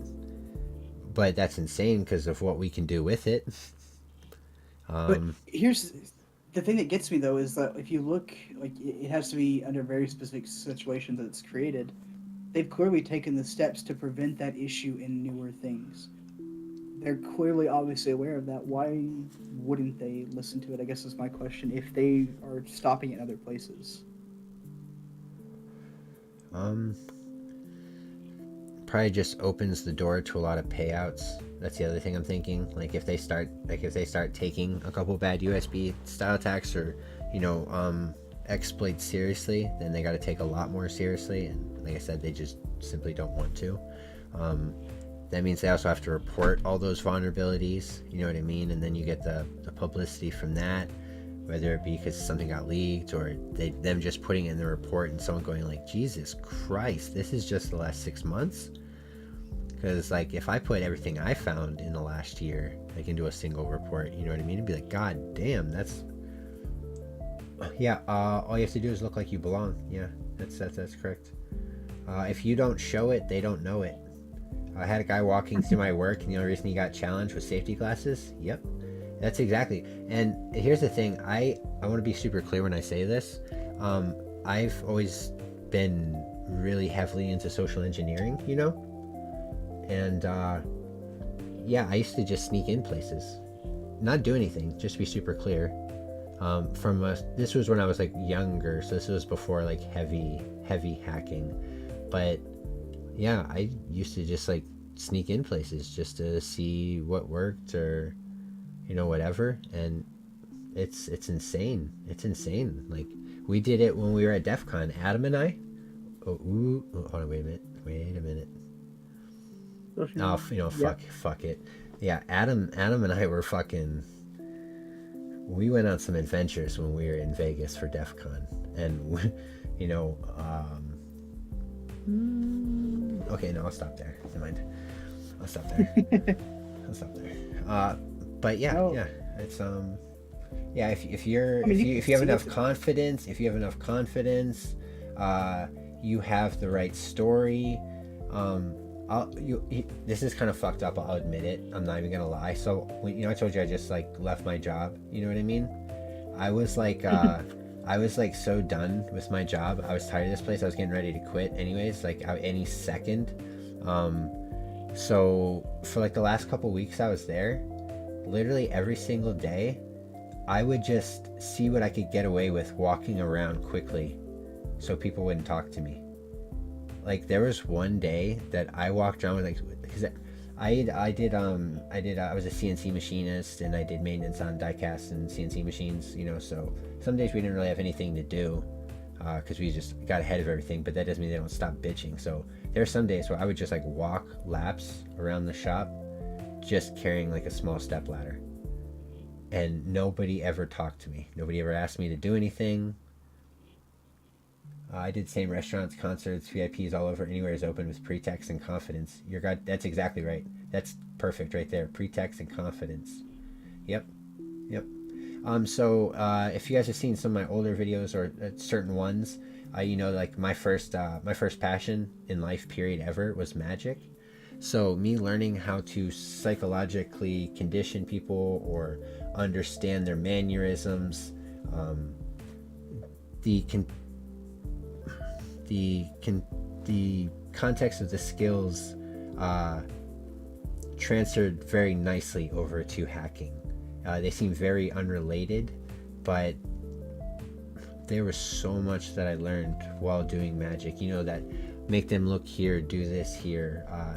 I've used magic in one of my videos as a way to demonstrate a concept, and that's something I'm going to continue to do because it was well received. Network Chuck actually told me to do that one. It was a good idea. Just learning the way that people's minds work through magic was one of the coolest feelings, especially as a really young kid, because you got to think about this, right? All like most psychologists are adults, right? So most of the time that the study of psychology is happening, it's from the perspective of an adult down to a kid or towards an adult, right? It's almost never from a kid to an adult. So magic isn't exactly psychology, but I really had to study the behavior patterns of people. So I was doing that from a young age looking up. So I kind of got an angle of psychology that not a lot of people get. And yeah, it's proved to be extremely beneficial on the hacking side of things. And magic lockpicking too then. Yep. Yeah, I got a lockpicking set with me. Okay, so you know how when you start learning to lockpick, you always have that fantasy situation in your head where you're gonna come in clutch and like save the day. I was at work, the same job that I just left, but they had 2 lock boxes, right, that were locked with keys, and inside of these lock boxes were the keys to everything. They were the lock boxes for the keys, and they couldn't get in them. And yeah, I carry lockpicks on me. So I literally just went out to my car, got my lockpicks, and came in and unlocked them both, and I had my my badass moment. You know what I mean? Like, yep. Yeah. So that is 100% key they should always have on you, without a doubt. I have a bunch of them, or a bunch of different kinds they keep on me, or even skylift keys, some elevator keys, forklift keys. Yeah, I keep lockpicks in my car. You have a clear. That's smart. Keep a clear lock in there to prove it's a hobby. That's genius. I had my badass moment last summer unlocking my parents' RV. That's fucking sweet. Isn't it sweet, bro? Starting out, when you get into these things, you really do fantasize about those moments. Like one day, I'm gonna learn this skill, and it's gonna come in clutch in the coolest moment. I'm gonna look like a badass. There's gonna be an explosion I walk away from. There's gonna be an explosion. I don't know. Lockpicking is one of those cool ones too, because as useful as it is, it's also really kind of an art form too, like a physical style art form when you really start to get familiar with it, everything. Yeah, you can actually make some good money as a lockpick too, especially if you get really good, depending on what you're opening. But especially with some of the different devices now, it's just too fucking easy. They're just too easy. The Lishies, the Lishies. That's exactly. Those Lishies make it so easy. They have everything measured out, the heights, oh my god, pin count, everything. They're great. They're honestly great little picks. I want them. The only issue that I have is they are $60 a pop, I think is what it was. Just don't let them see you carding through the doors and actually picking them. Yeah. Or I used to have the monkey paw on me, for the the washing machines in the apartment complex. Fuck no, I'm not paying for that, you fucking assholes. They switched to credit cards at the last place I was at, and so there's a lot of credit cards here. Yeah. You can make an insane amount of money with a laundromat. Yeah. Oh, I've seen some crazy things happen with laundromats. I saw somebody rip the entire door off a vending machine, not actively doing it, but we got there and it was just crumbled, and it looked like somebody rammed a vehicle into it. I'm blaming drugs on that one. Amelia had hers too. During Inquire. See, I had mine Inquire too. I wasn't going to bring it up because I thought it'd be weird, but when I first started picking locks, I really wanted to try it against an actual lock, and I thought it was being sneaky in the back of Inquire class. And started trying to pick this cabinet, and I got caught, and I played it off. I was like, oh no, I was curious to see what's in here. And then a couple minutes later, I thought I was being sneaky again, got caught again. I was like, can you just let me try it real quick? He was like, you got 5 seconds, go for it. And it was paperclip lockpicks that I'd made, and I just jiggled it in real quick, and it just happened to work that one time. I'm pretty sure it was just luck of the draw, put into place, but it was actually kind of cool because people thought I was just being weird with paperclips. Okay, so I have a weird lockpicking Inquire story. So that's kind of strange a little bit. Back in the day, Mom used to drill holes through quarters and wash everything. Yup.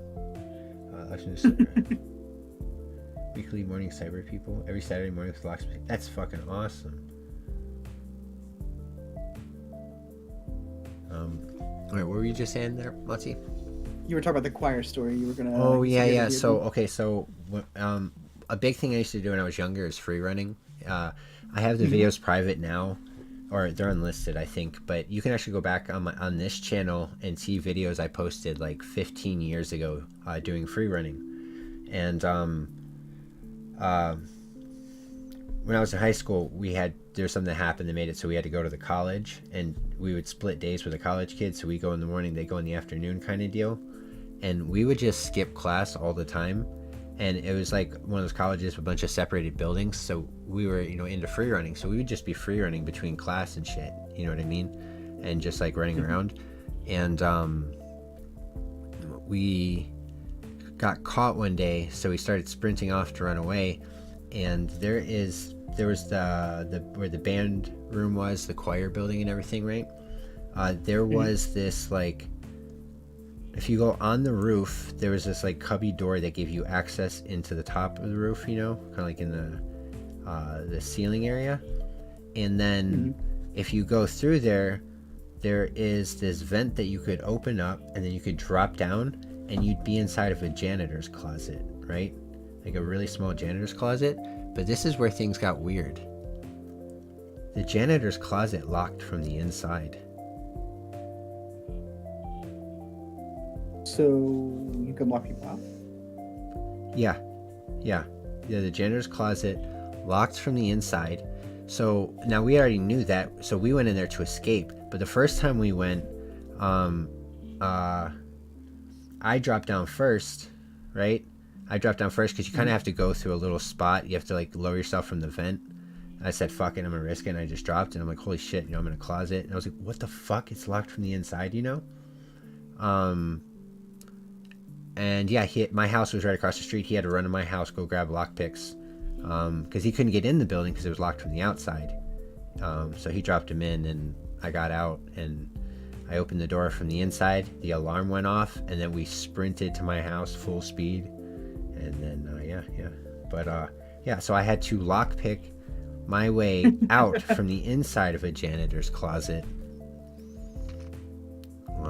So I don't know why there's 3 choir lockpicking stories in a row, but so hackers are magic kids and lockpickers, and then apparently they all did choir apparently too. Lockpickers have trouble near choir buildings somehow. I don't understand that connection. I can understand the other one. That makes sense.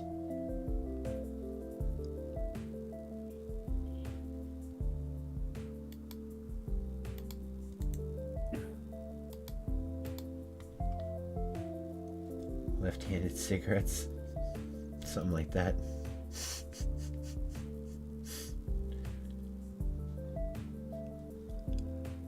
I'm gonna close that up for now. Yeah, I don't need to save that. I still can't believe you guys. We hit 1K just like randomly during the first podcast. That was really cool. Today's was, mostly unstructured. Literally, Matsi and I were talking on Thursday, and this is something we've been like casually talking about for a while, but we were talking about on Thursday, and we both sort of had the time, and then we're like, we just need to do it. And then I was like, you want to try for this Saturday, just like immediately start it? And he's like, yeah. So like I said, we spent 36 hours. We made all these graphics, all the the animations and scene changes and whatnot. We all love a little anarchy, went ahead and made these. So yeah, all this happened in like 36 hours. Going forward into the future, we're gonna kind of come on and do some projects / like I said, we're gonna have a box that is out in the cloud that I can run some of my payloads on, and he's gonna watch it from the other side. And just kind of themed. We have a couple people in here that want to get in as some guest speakers. Corbin was in here earlier. 100% want to have him on multiple times. There's a couple people from the Hack 5 crew we might be able to pull over. Fortunately, like I said, I've gotten to meet like a lot of great people in the community. Like I've been kind of chatting almost semi-regularly with like Network Chuck, fucking John Hammond, Nahamsek, Stoke. Pretty sure can almost get any one of them on here. Just come in and chat. And again, as you guys know, on the third Saturday of the month, yeah, we'll be doing the high security.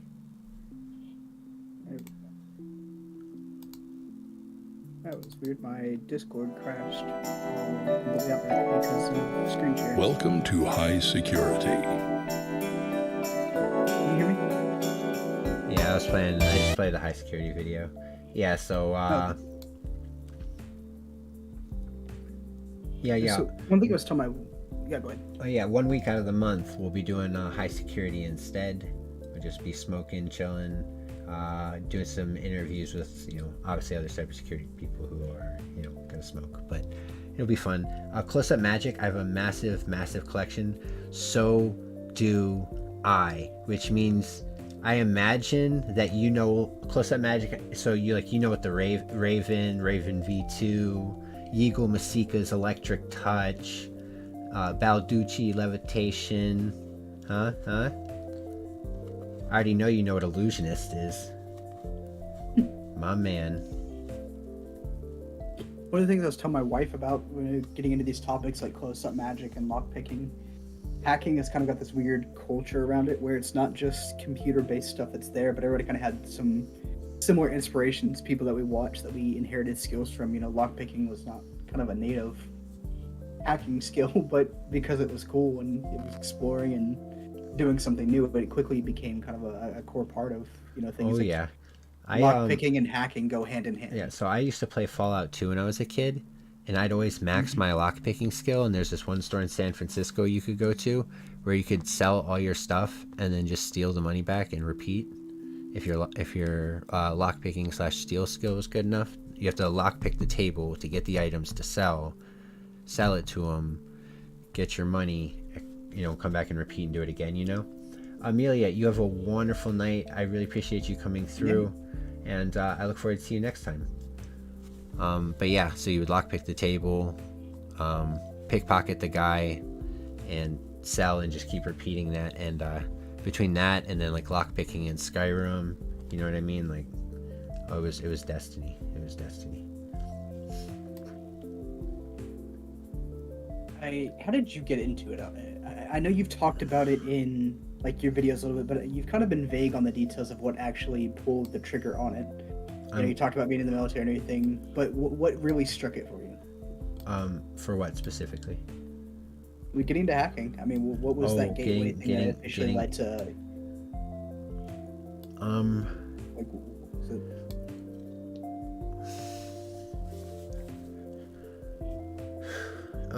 I think it's kind of hard to pick down an exact moment. For a lot of people, especially a lot of hackers in my generation, it was probably literally almost the Hackers movie. You know what I mean? Yeah. That itself. So, that got me interested. At that time, at that age, that's when I was like obsessed with magic. Electric Touch play. You have all those? Let's go, baby. Magic Cersei. Episode 1 of the podcast. Yeah, so I was obsessed with magic at the time, and the reaction that I got from it, from adults, being like a little kid, I was like 4 or 5 years old, the M5, baby, M5, oh my god. Okay, hey, you need to hit me up on Discord or something, bro. If I don't see you outside this chat, by the next time that we do this podcast, I'm banning you. This might not be true, but I was being dramatic. But yes, I was obsessed with magic, and I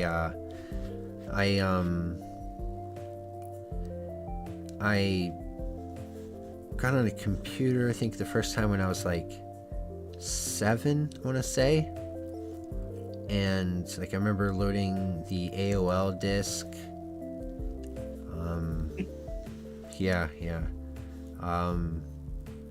And I would just kind of fuck around a little bit, and I started fucking around with the command prompt and just basic batch, very, very basic batch, you know what I'm saying? And when I was in 5th grade, some of you guys know this, in 5th grade I got adopted, before I got adopted I was in a foster family, and while I was with the foster family I went to a new school, and it was at that time I found out I went by the wrong name for 10 years, and then I also had to get a military ID, so I went to school by a name that was different than what was on my military ID. So I convinced all these kids that I was in the witness protection program. And then during computer time, I was doing batch tricks in front of them, sending messages on other computers, shutting down the teacher's computer, you know what I mean? Just whatever. And the reaction that I got from these kids was like the same reaction I got from the adults when I was doing magic. And like from there, it was done. It was done, especially, that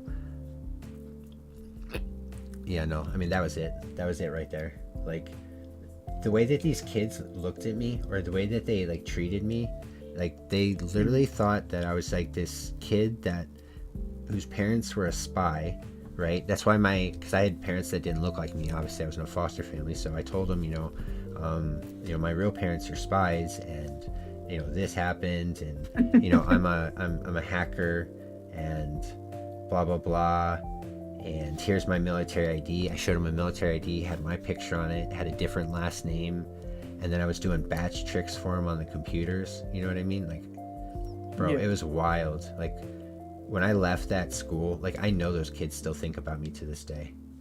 You know what I mean? They're waiting for your face to come across the internet. Just something, you know what I mean? Like, so yeah. International spy. Go ahead. That was the moment. That was the moment. Before that, it was just fucking around. That's crazy. I started in a super cringy way. Watch Dogs came out, and then I didn't really care about Watch Dogs at all. Watch Dogs 2 came out, and I was like, oh, this is pretty chill. It was back when the trailers first launched, and I'd already played the first game and everything, and I wasn't too hyped over it. To me, it was a good game at the time, but didn't really care too much about the actual hacking, the groups and everything. I just beat it and called it a day. But looking at the second game and kind of wondering like how much of that is true, like what can I actually do to mimic this if I wanted to. And so it started on this rabbit hole. It started with a 5-hour, or one of those 5-hour videos, which is, learn how to hack in 5 hours or less. Yeah. And I didn't even have a computer at that time. So, yeah, I sat there and just listened to this guy describe like a shell. I was like, oh, this could be used for this, and this. I was like, oh yeah, he's controlling his phone. He's using his phone as a shell and controlling this. And I didn't quite understand what that meant at the time. But I was just kind of like creating my own mental dictionary of these words that meant this and meant that, trying to figure this out without an actual computer, trying to figure out any way to get my hands on even a crappy computer to do anything with. And I don't know, it's just weird stuff like that, like the weird things that actually... That's still so funny to me. Like, if you guys didn't know, Matzi didn't really see a computer for most of his life.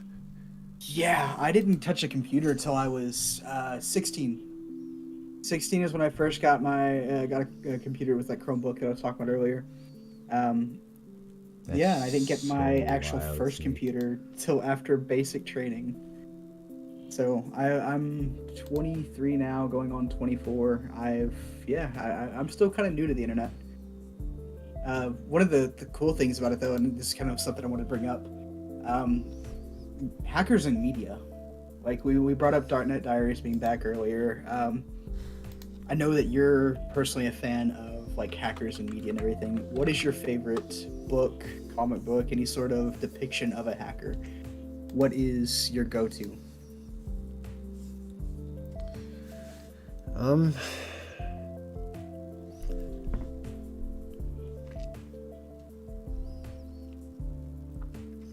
I mean, like the obvious, like, easy fallback answer again, of course, is like Hackers.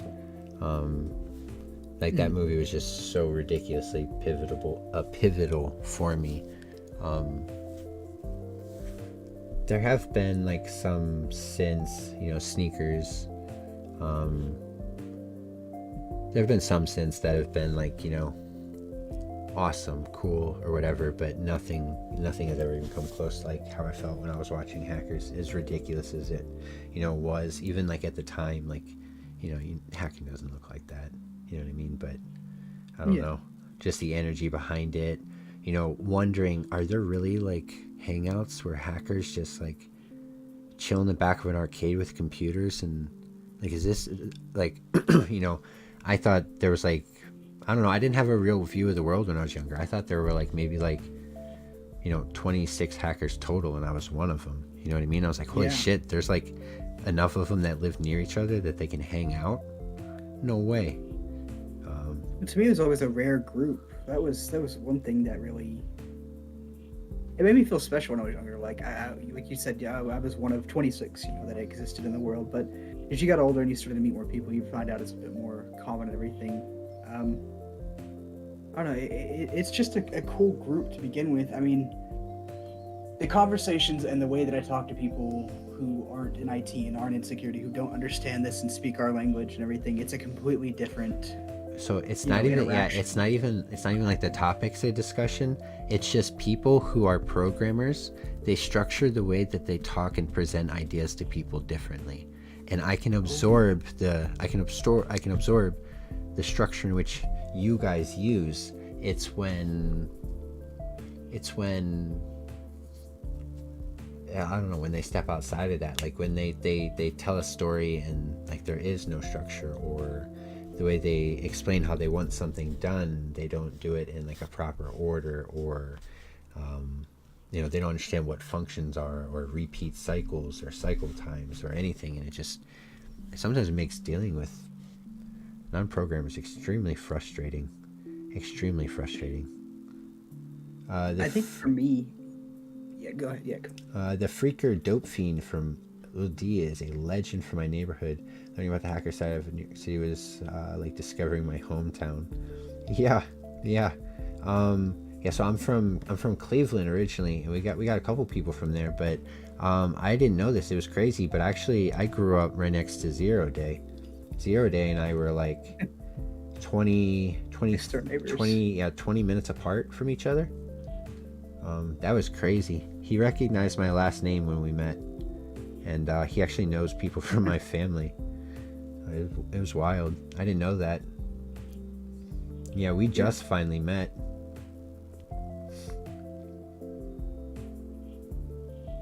Yeah, it's wild. He's so fucking cool too. He is too, and he's super down to earth. Some of you may not know this. We actually did an event during Breast Cancer Awareness Month called Hackers for Hope, which Jacoby was there for, and Zero Day too. He volunteered his time there, and we had some good conversations. It's a great stream just to see everybody came around for a good cause. We raised a decent amount of money too. Yeah, it was great. He's a super down to earth person. He's a very knowledgeable person. He's very much on the side of I've made mistakes. What's up? No, it's just what James Randolph said. Yeah, like when you have a call from tech support, it's a normal person reading from a script. Yeah, or like you have like even the most basic question when you walk into Best Buy, and they look at you puzzled, like. Okay, I'm actually glad you brought this up. I don't want to throw shade on this, but I'm gonna bring this up because this annoyed me for a little bit. So for those of you who don't know, I'm a SOC analyst. Detections, Elastic, that's my baby. I love Elastic. I love the detection side of it, everything. As a lot of you probably have guessed who are in the industry, a SOC is not a little thing to be a part of, especially one that is brand new. And some of the resources I was digging into kind of fell into the territories of a website called PrimeSOC. And PrimeSOC, the concept behind it is amazing. It's a great site. I love the idea of it actually existing, just because if it did what it said it did, it would be phenomenal. The problem is that I should probably explain the concept behind SOC Prime. SOC Prime is essentially a giant repository of different rules that people can push publicly, and using the Sigma language, which is built on top of YAML, you can create detections that can be translated into any sim language. So if you use Splunk, if you use Elastic, if you use Defender, a whole bunch of them, I can list them all all day long, but each one of them has their own little flavor, their own little language that it runs behind. They were writing these very surface level attacks, and they were charging people money for their premium rules and everything. And these premium rules were very lackluster in what they were doing. Like, I think I calculated the price for one of the rules and ended up buying, and it ended up being like $11 for a rule. And the rule was to detect something with 365. I can't recall what it was at the moment, but it was 2 parameters. It said the executable had to be 365, and then it passed one other thing. That's a great detection if it's for that one specific thing, but it leaves a lot of room open. I had a sales call with them, and I went in and talked to him, and you could tell very easily in this conversation there was no passion behind it. There was no care. They were checking numbers in a box. Yeah. I don't know. I wish there would have been more love behind it. I wanted to see more. I wanted to see people who engaged in this topic as much as I did, especially when they're the people who everybody's recommending to go to. When everybody's saying these are the guys who, their mission statement is to do this, like this is what we should be backing behind. It just wasn't there. It kind of made me, I don't know, whenever you have like a resource that's that big. Picture if Try Hack Me suddenly just stopped putting out the content they did. They just started putting, old uploads of old Kali Linux back whenever the only way you could do VMs locally was through VulnHub. Picture they started just pulling old machines like that, stopped with the educational content. They went downhill. I mean, they're the number one people that I suggest people to go to all the time. I mean, I've got people in my family I've directly sent to Try Hack Me, and I've helped them pick out a path for that. But I don't know, just seeing people who don't grasp it, the same passion, everything, it's sad sometimes. I think there was a disconnect in the conversation that we were having. I was expecting to be able to talk to people in the way that I can talk to you guys here. Hey, this is what I'm working on. This is what I've done. This is what I found. This is how I detected it. You guys will grasp that. You guys will understand that. You'll understand what the work that was put in behind it. For them, it's just as simple as, few parameters. Mark it as good. Leaves so much room for things to go wrong, but they don't care enough to really fine-tune it down. It leads into another thing that I really don't like. I've had this conversation with some people, and it's kind of about the community itself and some of the direction it's going. Like the newer guys who are coming into hacking, they're not trying anymore. I think the Flipper community is a big one. The Flipper in itself is a really cool piece of hardware, cool concept, and it would be great to be the device that introduces some people into hacking. But a lot of people are ignoring what it is part as a learning tool. Exactly. And they're just going straight towards, I want to be a hacker. This is what I've envisioned. The same thing we talked about before. We always want that moment where like things click and all these cool things that we find super awesome. People will finally see the value in it and everything. They're wanting that moment, but they're not wanting to put the work into it. And I don't know, it's weird having these conversations with them because it's not the same. It's diluting the space a little bit. Yeah, because it used to be kind of an I may not always exclusive understand thing. what you're talking about. It used to be an exclusive thing, kind of like you were either in some IRL or what I'm saying, fucking something. As opposed to now, like there's like a million Discord channels, and what's even worse is there's like Discord channels full of skids hyping each other up. And I've been invited to a few of those. We were those skids one day. Well, not sort of, but sort of not, right? We were never like gathered up with that many other skids at once, like feeding off of each other and then having access to like button pressing chaos.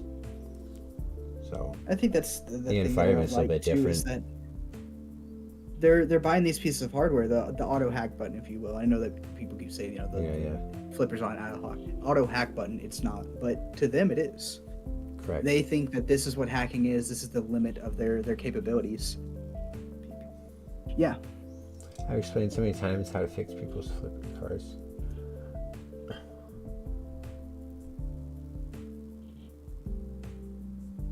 But yeah, it's just like they're not trying for one. I feel like they're not actually taking the chance to learn from it. But then there's so many who are coming because of the ease of access to it.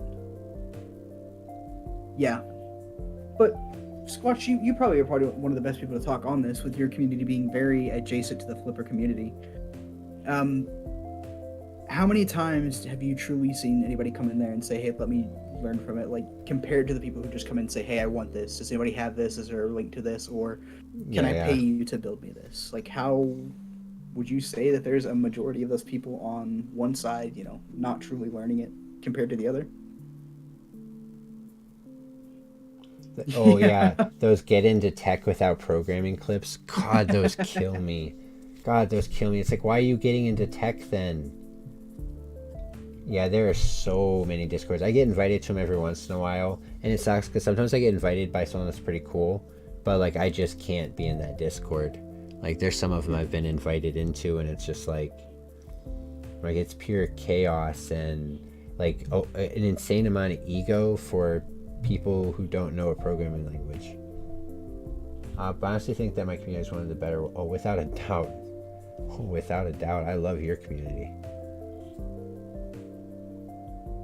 Yeah, your community is definitely. I just got that. I'll build you to pay this offer. Yeah. Like we are all about hyping up hacking and learning how to program. Exactly. See, that's the thing is like I love finding those people that are gonna come through that actually want to learn stuff, and I'm pretty good at picking up if people actually want to learn, if they're just trying to button click or whatever else. Yeah. So I always give people a chance when they come in the Discord, but I just don't play around long when I find out or when I think I figured out what their intentions are. Some people come in and ask for stuff, and there's some skids, but we actually try to convert them. That's exactly, yeah. And that's one of the like the understated things is even when the skids come in, you shouldn't tell the skids to just fuck off right away. Yeah. You know what I mean? Because that's why those skids make Discords where they hype each other up and just like cause stupid chaos because they think it's cool hacking. You know what I mean? Like we try to convert them first, right? We never just like, oh, he's like, hey, can someone build this for me? And we just like, hey, fuck off and block them. That doesn't happen. You know what I mean? We'll sit there and be like, okay, so this is where you can go to learn this. I have documentation here. I made this. You can look at this.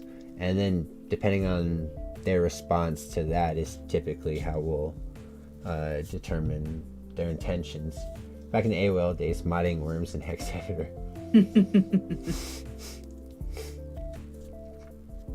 I don't know. I wish there was more try behind it, and I feel like that's something I'm seeing less of, and it's reflected in the industry too. Anybody who's actually working in the IT industry will tell you there's a lack of.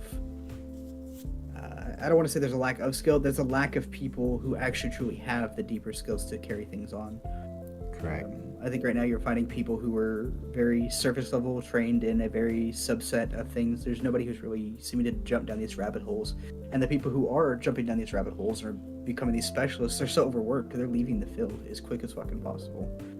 Because they're burnt out day after day after day. Like they're being hit. There's only one person who can handle these mountain moving tasks. Like you quickly see your best people, like the people with the most going on that so much depends upon. You're seeing them leave so quick and just slowly dying inside. Discovering the terminal changed everything. Yeah, pretty much.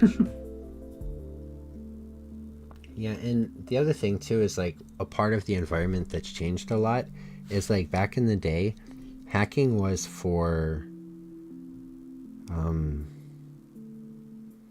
like building a reputation. You know what I mean? It wasn't. Everything now is like financially motivated. Ransomware or whatever scams, blah blah blah. Back then it was just about doing crazy shit. Sometimes unfortunately it had like bad ramifications, but the overall goal, it's just not like now where it's monetized so much, so everybody's trying to like, it's an art form, skim, or it was an art form. It was something that people built and showed off, even if showing off made bad things happen per se, I guess, because it did sometimes. It was an art form. It was crazy seeing, because also the work it took, because there wasn't like tutorials back then. You know what I mean? Like you were like going through just documentation alone. Fucking. So I think that's. Once upon a time, we only had CLI. Yeah. Once upon a time. One thing that causes some tension, I think, right now between certain people, and I'm happy that it's both a good thing and a bad thing, the community is a lot more accepting to newer people. There are resources that didn't exist years ago for people to start and actually have like a clear path. I think the early days of YouTube, when people started putting down these, how to do this, how to do that, kind of get you the early intro to it, that was awesome. That was a huge step. Nowadays, though, the people who are coming in and just kind of learning and don't really have to tread their own way through it, don't have to, dig through the man pages to learn how to use a tool. There's some people who don't know what the man pages are. Like some of these young come in, they'll be doing it for a couple of years. I'm like, oh yeah, check the man page for that. They'll ask me, what is the man page? And just, I think it's caused some tension between the people who actually had to claw tooth and nail to get to where they're at versus the people who were just jumping up really quickly. I feel like they're learning that cluster of skills that a lot of hacking tutorials will just hand you, and they're stopping there. And they're content working with that little toolbox they've been given. They never expand, they never specialize, they never dive down a path and really see where it goes.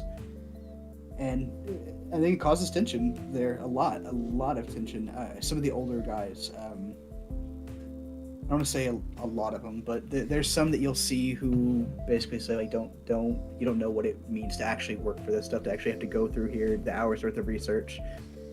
Oh, it's painstaking. It's painstaking.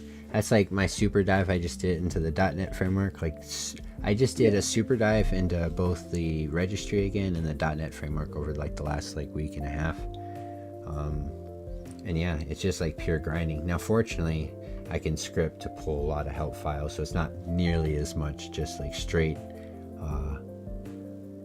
It's easier and harder at the same time because it's not necessarily a collective manual altogether at one. You got to learn like how to navigate your environment now, but at the same time, there's so many different ways to look for help or set up your syntax for help commands to get very specific things. The details on parameters or methods or whatever else. Used to be like Banksy.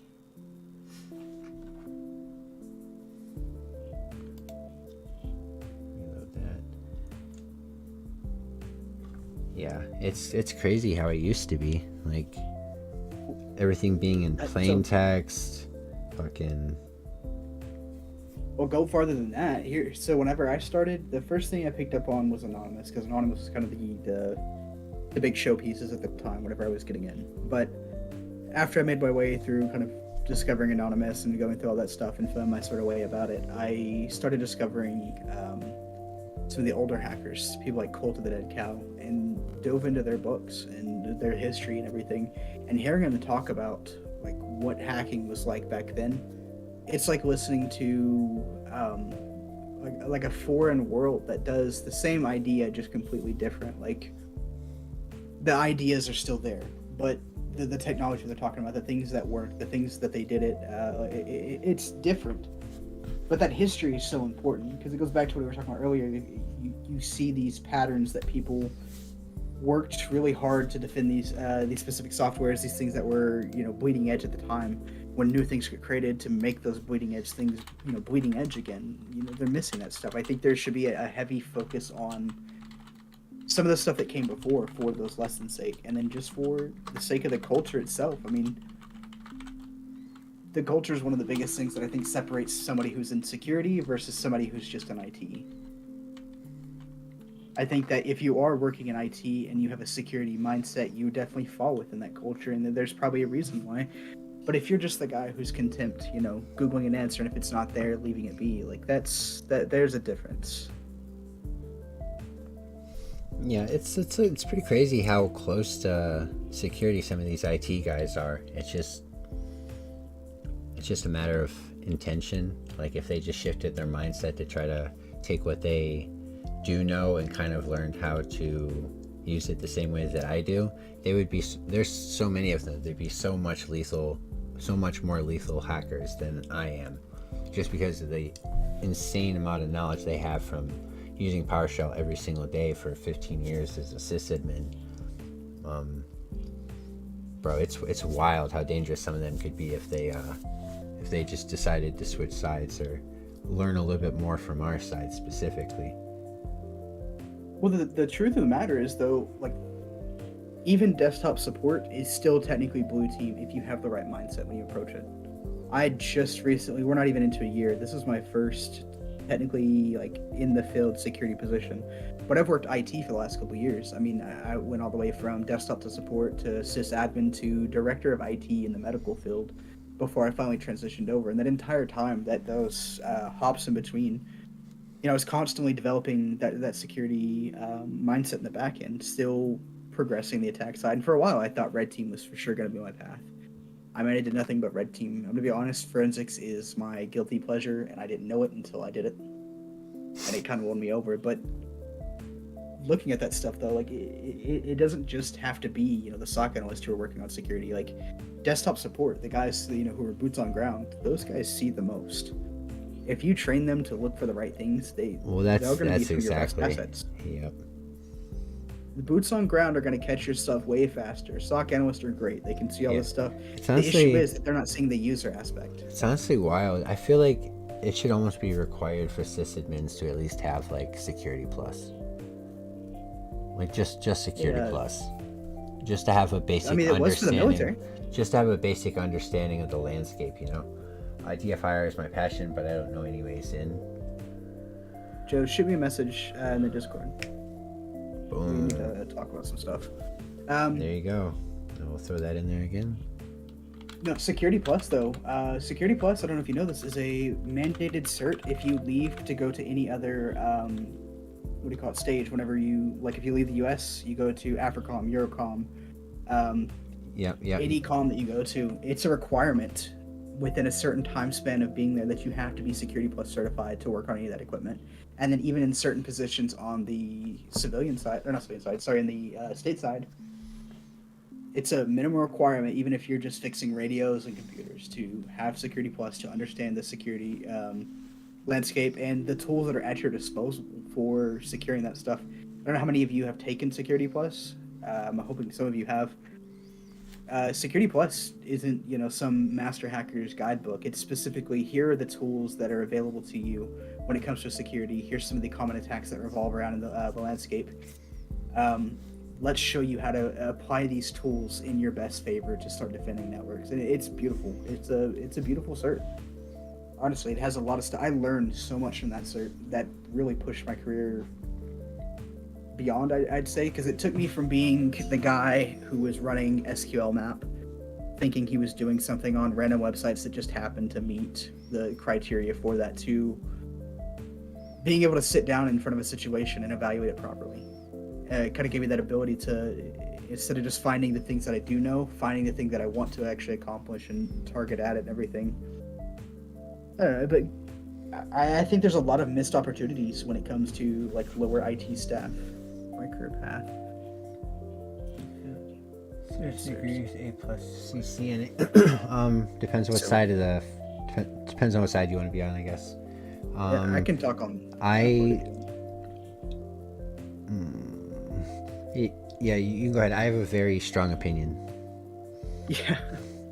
So first and foremost, there is no one way to go, and I do recommend Security Plus as just a standard for anybody.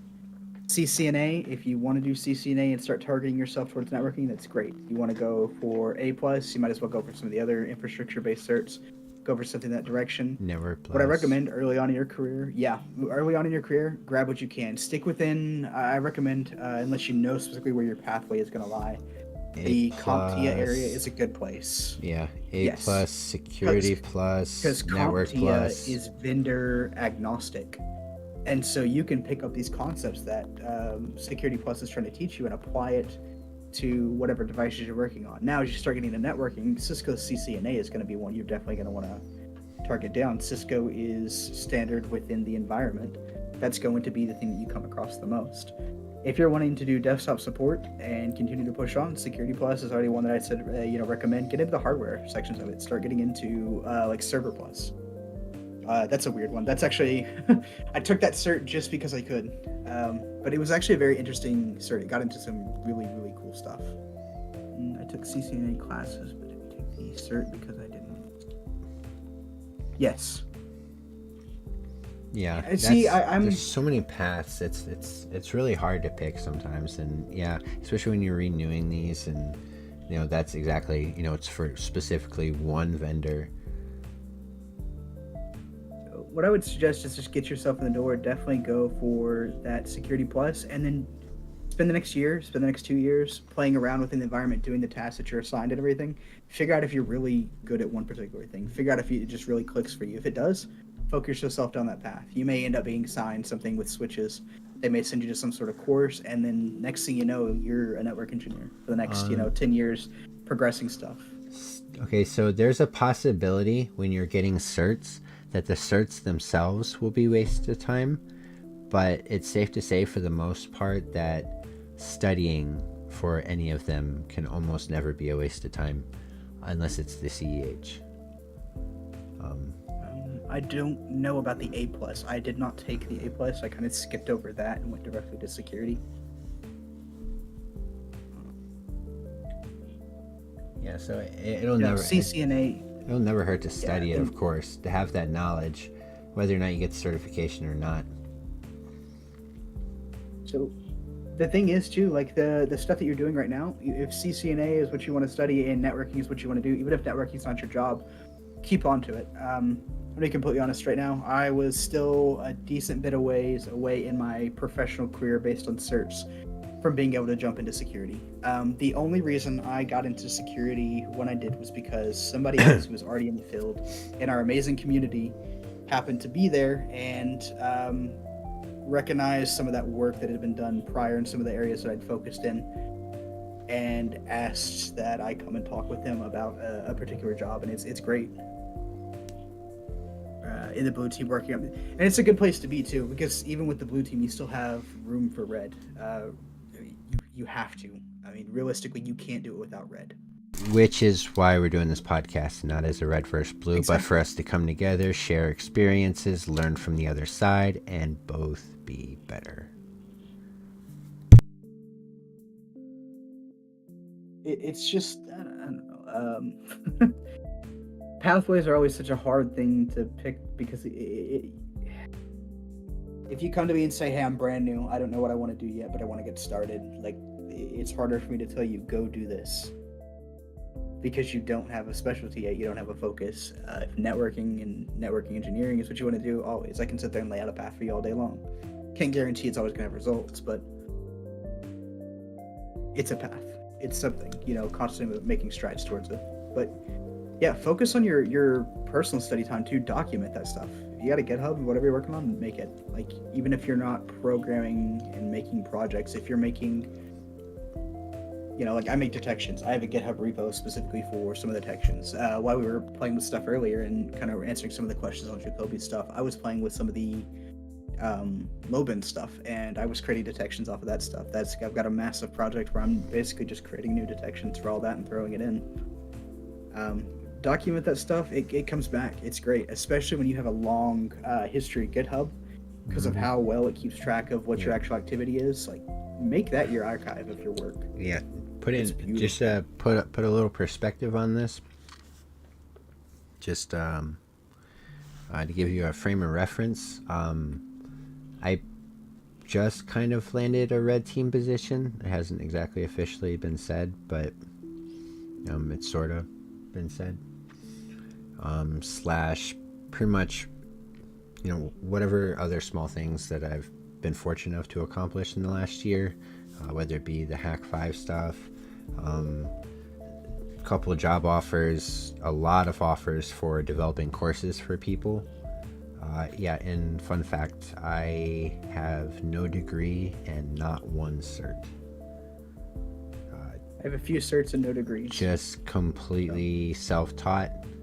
And like you said, document your stuff on GitHub, and I can't tell you how true that is, because I put all my projects together. I have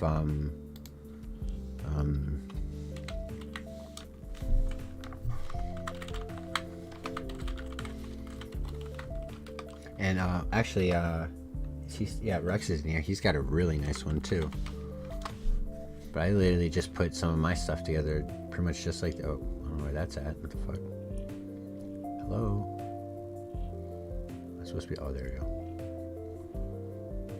Literally just listing different shit that I've done, articles that were written on some of the work that I've done, And yeah, so I don't want to you should definitely pursue certs. I would have pursued certs if things played out differently for me, and I am now. I am now, and I'm about to collect as many as I can. But point being is, if you put in the work and you properly display your work, and I'll tell you one thing right now, you might be a fucking genius, but if you don't got good readmes, nobody gives a shit. Exactly. So make sure you learn how to do good readmes, learn how to display what you do, what you work on, and yeah, you can definitely land some good opportunities. Now, I still say you should 100% be pursuing certifications. I actually just started, I just registered for school again, and I'm going to this school that has no letter grades. It's pass fail. Every course that they do, the test is just one of the certs, and it's 12 certs total. So you just go through the courses, and your final test is the cert. So I'm currently going, or about to start that, rather. I'm sorry. About to start that. And I'll be trying to, get as many of them as I can, obviously. It would be good for you to pursue certs, but if you put in the work, again, it's so hard to word what I'm trying to say. You could succeed without them. You should get them, but it all comes down to like personal merit, how well you're able to put yourself out there, the connections you're able to want to make. Those all play a big factor into it. Stay flexible with it too. Yeah, especially if you don't know what you want to do. I always tell people, just start hacking everything. Just do everything. Do bug bounties, do Active Directory, do malware analysis, don't do any sock shit. Don't do that. No, sock sucks, man. Trust me. Sock sucks. Red team's the best team. No, I'm just kidding. I don't know that much. But yeah, explore with everything. Just keep doing everything, and something's gonna stick out and be really interesting to you. And if it doesn't, then maybe a different hobby, I guess. But I really like Active Directory, and then payload development obviously became a big thing for me. But I experimented a lot. I used to write malware just straight Python, or navigate through Kali, starting off, everybody the elite Kali hacker, but it's just too easy with Kali, and you just press a couple commands, load in port numbers. That just got really boring for me. Like, it's like, how many tutorials can you watch where it just tells you how to navigate a file structure, like, and put in the listening port, and it's just like, God, this is boring. Excellent information. Thank you so much. I have a degree but no certs. I think from what I've seen, GitHubs and things that you have accomplished hold more weight than a stack of certs. They honestly, it depends on who, right? If you're going through some place like especially official, like, they're just not going to let you on without certs. Certs are just simply required. Yep. It's 100% a barrier to entry. There's nothing you can do. You have to get it. I'm told you need certs to get past the resume bots if you don't have the right social network to get in. Yeah, pretty much. It's pretty much what it comes down to. But if you build a social networks are like bridges. They go right over like any obstacle. Any obstacle. There's somebody that's been following me for like a year, and they're the one that offered me the job, and they've just been watching me for a solid year, everything that I do. The resume bots, you can get past that with adding all the certs to your resume, but putting in progress. That's funny. Yeah. Or make a list of certs. I always put a list of certs I don't have. So another thing to consider as well, certs will kind of be a gateway to certain things, but companies will also pay for them. If you can prove to that company that you are worth putting in the time for them to have that, if that is a minimum requirement, there are some companies that will tell you, hey, we're going to pay for the cert. If we hire you, you have 60 days to complete this cert. Otherwise, we have to let you go. Let them pay for it. If they're going to throw down the cash for it, or you're gonna get some resources you wouldn't have prior, do it. Sneak your way in. Start at the lowest of the low if you have to. I mean, if especially with you've got your degree. Was that degree in IT? If it was, great. If it wasn't, still fine. Start applying for jobs, but show what you've done already. Make yourself useful. Go to Udemy. those courses right there, those completion certs don't really mean as much as something like a CompTIA cert, but you have enough in a specific area and you can prove to them that the knowledge that you have is backed by what you've been trying, you can get past that. You will be fine. You can get your foot in the door and you can work your way within. Oh, Once my you mic was get in muted. and you start to Oopsies. really show. You're good. Yeah. So yeah, diving into that, just for example, I did Udemy courses for like a decade. That was like my main source of learning for myself personally. I've done every single course that Z Security has put out, and they were all extremely beneficial to me. But yeah. I went to school a couple of different times, and I quit each time for different reasons. It was boring. One time I went to school online, and they let you complete all your assignments as quick as you wanted. I completed all three classes, all the work for it in like 2 days, and then just had nothing to do for like 2.5 months. So some people are like that. Like, I have to keep just going. I learn faster than they want to teach. So it's just something that doesn't work for me personally. But certs, on the other hand, like the other schools that I'm pursuing now, where you can just chase certs just nonstop, and those are more quickly updated. Like when I was going to school for computer science, one of the reasons I left there is because they were using material for our programming class that was 12 years old. So I was like, yeah, they're not taking this shit seriously. Like, you know how many updates there's been in 12 fucking years? You know what I mean? So certs on team also certs all day. I think almost all colleges are a scam, and it's a way to keep poor people down. I'm in that boat. It's just classism, pretty much. You can't be a lawyer and make that much money unless you can already spend that much money. You know what I'm saying? So fuck that. And people are getting tired of it, and there's a lot of cybersecurity companies that realize the power of certs, or the power of just having the knowledge and not being tied to some piece of paper that you had to pay for. You know what I mean? The best part about certs, though, if I'm in New York and you're from New Jersey and whatnot, and you show me like your degree program and everything, you've done a computer science degree, that can be a completely different pathway than one to the other. If I come to you with a CompTIA Security Plus certification, you have that too. That's a standardized path. You know exactly what I know. That's transferable knowledge. Like, if I come to you and show you I've completed this, you know the value in that. Like, you've got a pretty solid understanding. Like, he was able to grasp these concepts enough to do it. They understand the kind of backing of the test, what it actually means to pass that exam. But also there's a bit more weight behind it too with certifications on the individual level and in the industry. It goes back to that whole, like, you paid for the research. You certificates, when you start getting bigger and bigger, they are not cheap.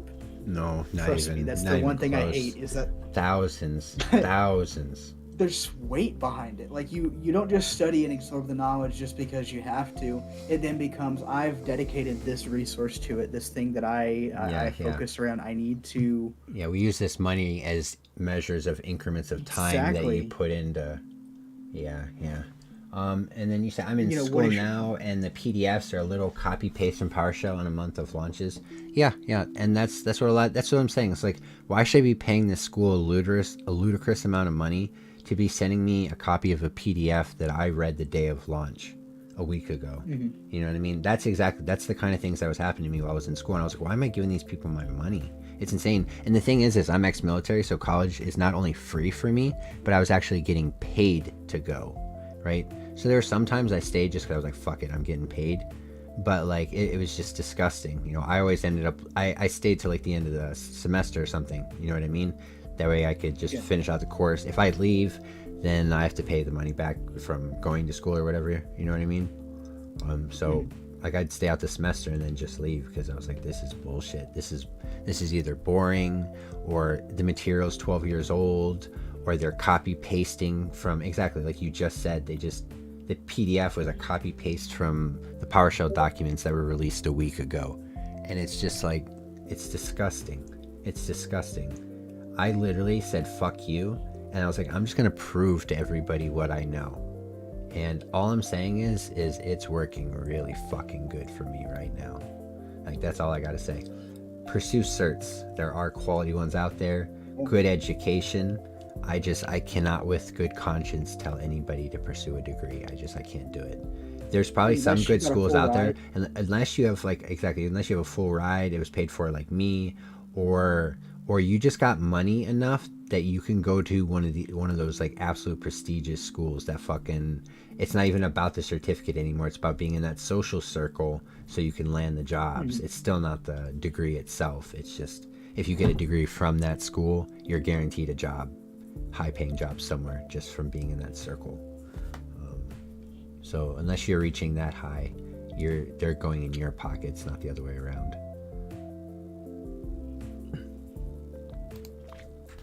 I think there's a lot of stuff. So we got about, there's a lot of that. Real quick, we got about 12 minutes left, guys. We got about 12 minutes left. We'll cut this off at 9 our time. I really appreciate all you guys coming through. Tonight was so much fun. Yeah. We just covered so much random stuff. I know it was a little bit messy. It was our first one. We're just kind of winging it. We wanted to force ourselves to make it happen so that we start sticking. We talked about this for a while, you know what I mean? So if we just start the process, which is what we've done, we're going to continue to refine this. Some people are saying that the lines moving were a little bit too fast. It was a little distracting. Sorry about that. I just hit the mic. The lines were a little bit too fast. For you guys that are watching, if you guys have suggestions, don't leave them in the YouTube comments for now. If you want to go drop them in Discord, though, if you guys have suggestions, anything you saw during the stream, some people pointed out at some point my volume was a little off. We had to fix that. I appreciate you. But if you guys saw anything during the stream that, you suggest an improvement for, or if anything you think we should add, or, because there's these other scenes, you know what I mean? We got all these other scenes, the start scene, pause scene, end scene. If there's any, we're gonna add like for sure 2 more scenes. One of these that has 3 cameras and one that has 4 cameras. So when we bring guests on, so it'll be like camera in each corner, and then the video in the middle. We'll make our cameras smaller the more people, but we're gonna make more scenes like that. So if you guys have just in general any suggestions, or anything we can do to improve what we're doing, suggestions for future episodes, suggestions for people we should reach out to and try to get a interview with. And again, I'm telling you right now, for some weird reason, I've got a lot of pull right now, so we're going to try to take advantage of that. There's a lot of really cool people we can get on here. Like I said, Corbin guaranteed, MG guaranteed, Darren guaranteed, Zaid from Z Security guaranteed, Mr. Powershell, the creator, one of the creators of Powershell, guaranteed, Network Chuck, probably almost guaranteed, John Hammond. I got John Hammond in contact with LTT, and he's like in my DMs like, yo, thank you. So I can almost guarantee we could get John Hammond in here at some point just to discuss some things. It's honestly insane. We have a lot of possibilities, and I'm really excited for the third Saturday of the month. We're going to try our first high security podcast, and that's going to be really fun. But yeah, I can't express enough how thankful I am that all you guys been here. We've been here for over 3 hours just chilling, and it's been fucking awesome. And we're gonna be back every single Saturday. So you got anything, Mati? Just in between, we're always in the Discord. If you guys ever want to hang, come check out, see what we're working on. Some of the stuff that we can't talk about as much here. Sometimes we get a little more. We got a little more leeway in Discord. It's a little more controlled. We can get more feedback. Or if you guys want to join some of our groups, we have, if we have a hidden PowerShell group that works on our PowerShell projects, hidden web dev, HTML, CSS, JavaScript. I am going to be looking to hire some people. So if you are like web dev, same time every week. It will be 5 o'clock. We might adjust it a little bit. We might start earlier. Before we do anything like that, we'll ask you guys and get feedback. But like, we have some European audience, and our show starts at midnight their time. So if we could even start it like 3 hours earlier, maybe if we could somehow pull off 2 on a Saturday, we'll ask you guys. We want your opinion. But if we can pull off 2 on a Saturday, we could also catch the European guys at like 9, so they could watch it like as they're laying down and shit, because we have a lot of European guys in our Discord, a lot. So they've been asking, of course they could watch it. We're going to repost these, so of course they can watch it, obviously, but you know, we Well, the interaction is the same. Same way yeah, they want to interact with with us. The same way you guys are in chat. You know, they want to interact with us. So we might bump it down to 2:00 if that's okay with you guys. We'll discuss it, but it'll eventually be announced. I'll have a web page where, you know, details will always be posted. You know, future guests or, you know, whatever else it is. Enjoyed this entire stream. It's been solid. I'll be tuning in every week. That's fucking awesome. Stormrend, I swear to God, I'm gonna be so mad if you don't hit me up on Discord. I have another hacking magic friend that I met at DEF CON. But yeah, I haven't talked to someone in a long time that could just be like, yeah, Raven, fucking the M5, bro. When you said that almost broke me. I forgot about the M5 for a second, bro. Oh my God, I got a story about that actually at some point. Or I could tell you the story of how Yigal Masika's electric touch got me in trouble with the FBI. I've shared that story with them. Yeah, I'm sure you already know how that could go. Close it with that. What's up? Let's close it with that story. Introduce the dog. That is a stream. The dog. Oh, your dog. Mabel came over here. That's a streaming Mabel, rule, bro. What the hell? Yeah, you just. Mabel, come here. Hey, forgive my co-host abhorrent Yes, behavior. sorry. Come here. Hey, come here. He's not house trained yet. Yeah, I'm not. This is Mabel. His dog is though. Yeah. She's the lady. My buddy. Yeah, today's She been goes over with fucking me, helps awesome. you keep care of the garden. Yeah, but you know all the terminology. That means you know who Christian is, which is wild. Even though he's a douchebag and nobody likes him anymore, but still, it was a lot of memories. If pets come in, you introduce them, right? Exactly. See, James knows. James knows. Yeah. Do you know anywhere that still sells? Hey, this is just random. I'm sorry. I just have to ask you. Do you know anywhere that still sells the gaff deck? Like, I accidentally went on there to buy one, and I bought it, and didn't realize I accidentally bought the digital video. And they only sell those, like, uncut sheets now. They sell uncut sheets. Do I really have to cut it myself? I don't want to do that. There's no way I'm going to cut it perfectly, not for a deck of cards. You know what I mean? So, I don't know. I can't find the gaff deck anywhere. That's random, but I just realized that you might actually have an answer for that one. That'd be cool. But yeah, we got about 5 minutes left, guys. Yeah. About 2 minutes. I'll probably kick on the end screen and cut off mics. God, tonight was awesome. Oh, we had like 26 people. I think was our peak for the first episode, though. That's brilliant. That's I'm brilliant. gonna start collecting up some of the bigger events throughout the week and everything. That when we get here, we can kind of pick through them and Yeah, and we need to talk over them. we need to start grabbing some clips from these. I'm gonna upload those as like shorts on occasion. Another thing we need to work on is that malware box, so we can actually start showing your attacks and everything, and start actually, like, as you talk about them, really deploy them, see what the backend looks like. You had your shoes taken. Oh yeah, see, you know. Yeah, see, you had my shoes taken from me in the air. Yeah, my man, he knows. Yeah, someone said one of the magicians in school had a weapon on him. They were actually talking about the fork I had on me because I do silverware bending as well. But then, you know, they came to pat me down and they pulled me out of class, or, you know, pulled me out of class, emptied my pockets, found, you know, bent coins, forks, blah, blah, blah. And then they patted me down and, you know, they got to my legs and you already know what happened. You had just the shoes? Yeah, I had the device connected, bro. Yeah, the shoes alone look sus. Yeah, the shoes alone look sus as fuck. What's different about the shoes? You have a magnet glued to the inside of one of them, and then there's a wire running down to the other one, and it's got a cutout on the bottom of it. No way. Does Penguin Magic still sell them? I'm literally buying one tonight. Because I don't know if you saw my one video I did. I did a magic trick in it. I used the magic trick itself to explain the concept of what I was doing. I forgot about Theory 11. I used to shop Penguin Magic and Illusionist a lot. I forgot about Theory 11, no cap.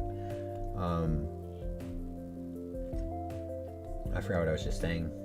This has just been a rush of nostalgia. Yeah, but yeah, I had the wires and everything going right to my shoe, bro. Everything. Yeah, nothing. Nothing weird about those shoes. Nothing weird about those shoes. Yeah. Yeah, and not only that, but when the FBI talked to me that time, they're like, I this is a direct quote, by the way, and I'll tell you the other part of the story later. But when that happened to me, and you know, they came and found out that obviously it wasn't what it looked like. You know what I'm saying? The FBI agent looked right at me and he said, you know, it's weird that this has happened twice. And then just walked away. And that was it. That was it. So I'll tell you the other part of the story some other time, but I think we don't have enough time for that one, but that one's a good story too. That definitely needs to be heard. Oh, you straight modded your shoes. You didn't even use what came with it. You went extra. You modded your shoes completely? Are you saying you used like a plate completely, or are you talking about you nested the... What are you gonna quote? It's weird that it happened twice. Oh, yeah. I'm gonna quote that. You know, that's weird that it happened twice. Yeah. Liquid metal, the first Liquid one, not metal. the second one. Oh. Yeah, bro, if you don't hit me up in Discord, I swear to God, I'm banning you. On God. But, alright, guys. You made him so happy. So we're gonna go ahead and, yeah, bro, I miss Magic so much. But either way, we're gonna go ahead and cut it off here, guys. You guys are awesome. I really appreciate you. We had so many people in here, so many. It was a really good start. It was a really good start. So you guys have a wonderful night. We'll definitely be back next Saturday, and then I'm gonna start trying to just stream casually during the weekdays, just kind of show you guys what I'm working on, get some feedback. This, that. Oh yeah. This, that trick. Oh yeah, fantastic application. Exactly. Yeah, he said I should just... Network Chuck is the one that suggested I put a magic trick in the video. He just said I should put it in there to break up the monotony of learning. But I wanted to take a step further and use the magic trick itself to explain the concept of the hack that I was doing. And that's something I wanted to continue to do. So I ordered the gaff deck. That way I could use it for that. You know what I mean? The gaff deck would be insane for explaining the concept, you know, hacking concepts. Like, think about that in your head right now. So I'm gonna start using the gaff deck to illustrate hacking concepts. It was really dope. Thanks for streaming. It's a really dope concept that you guys got going on. Joe Threat.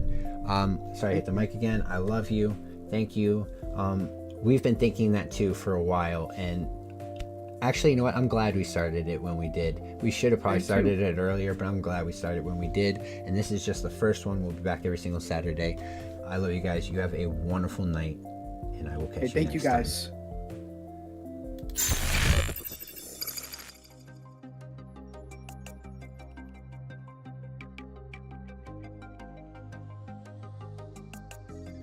Ooh.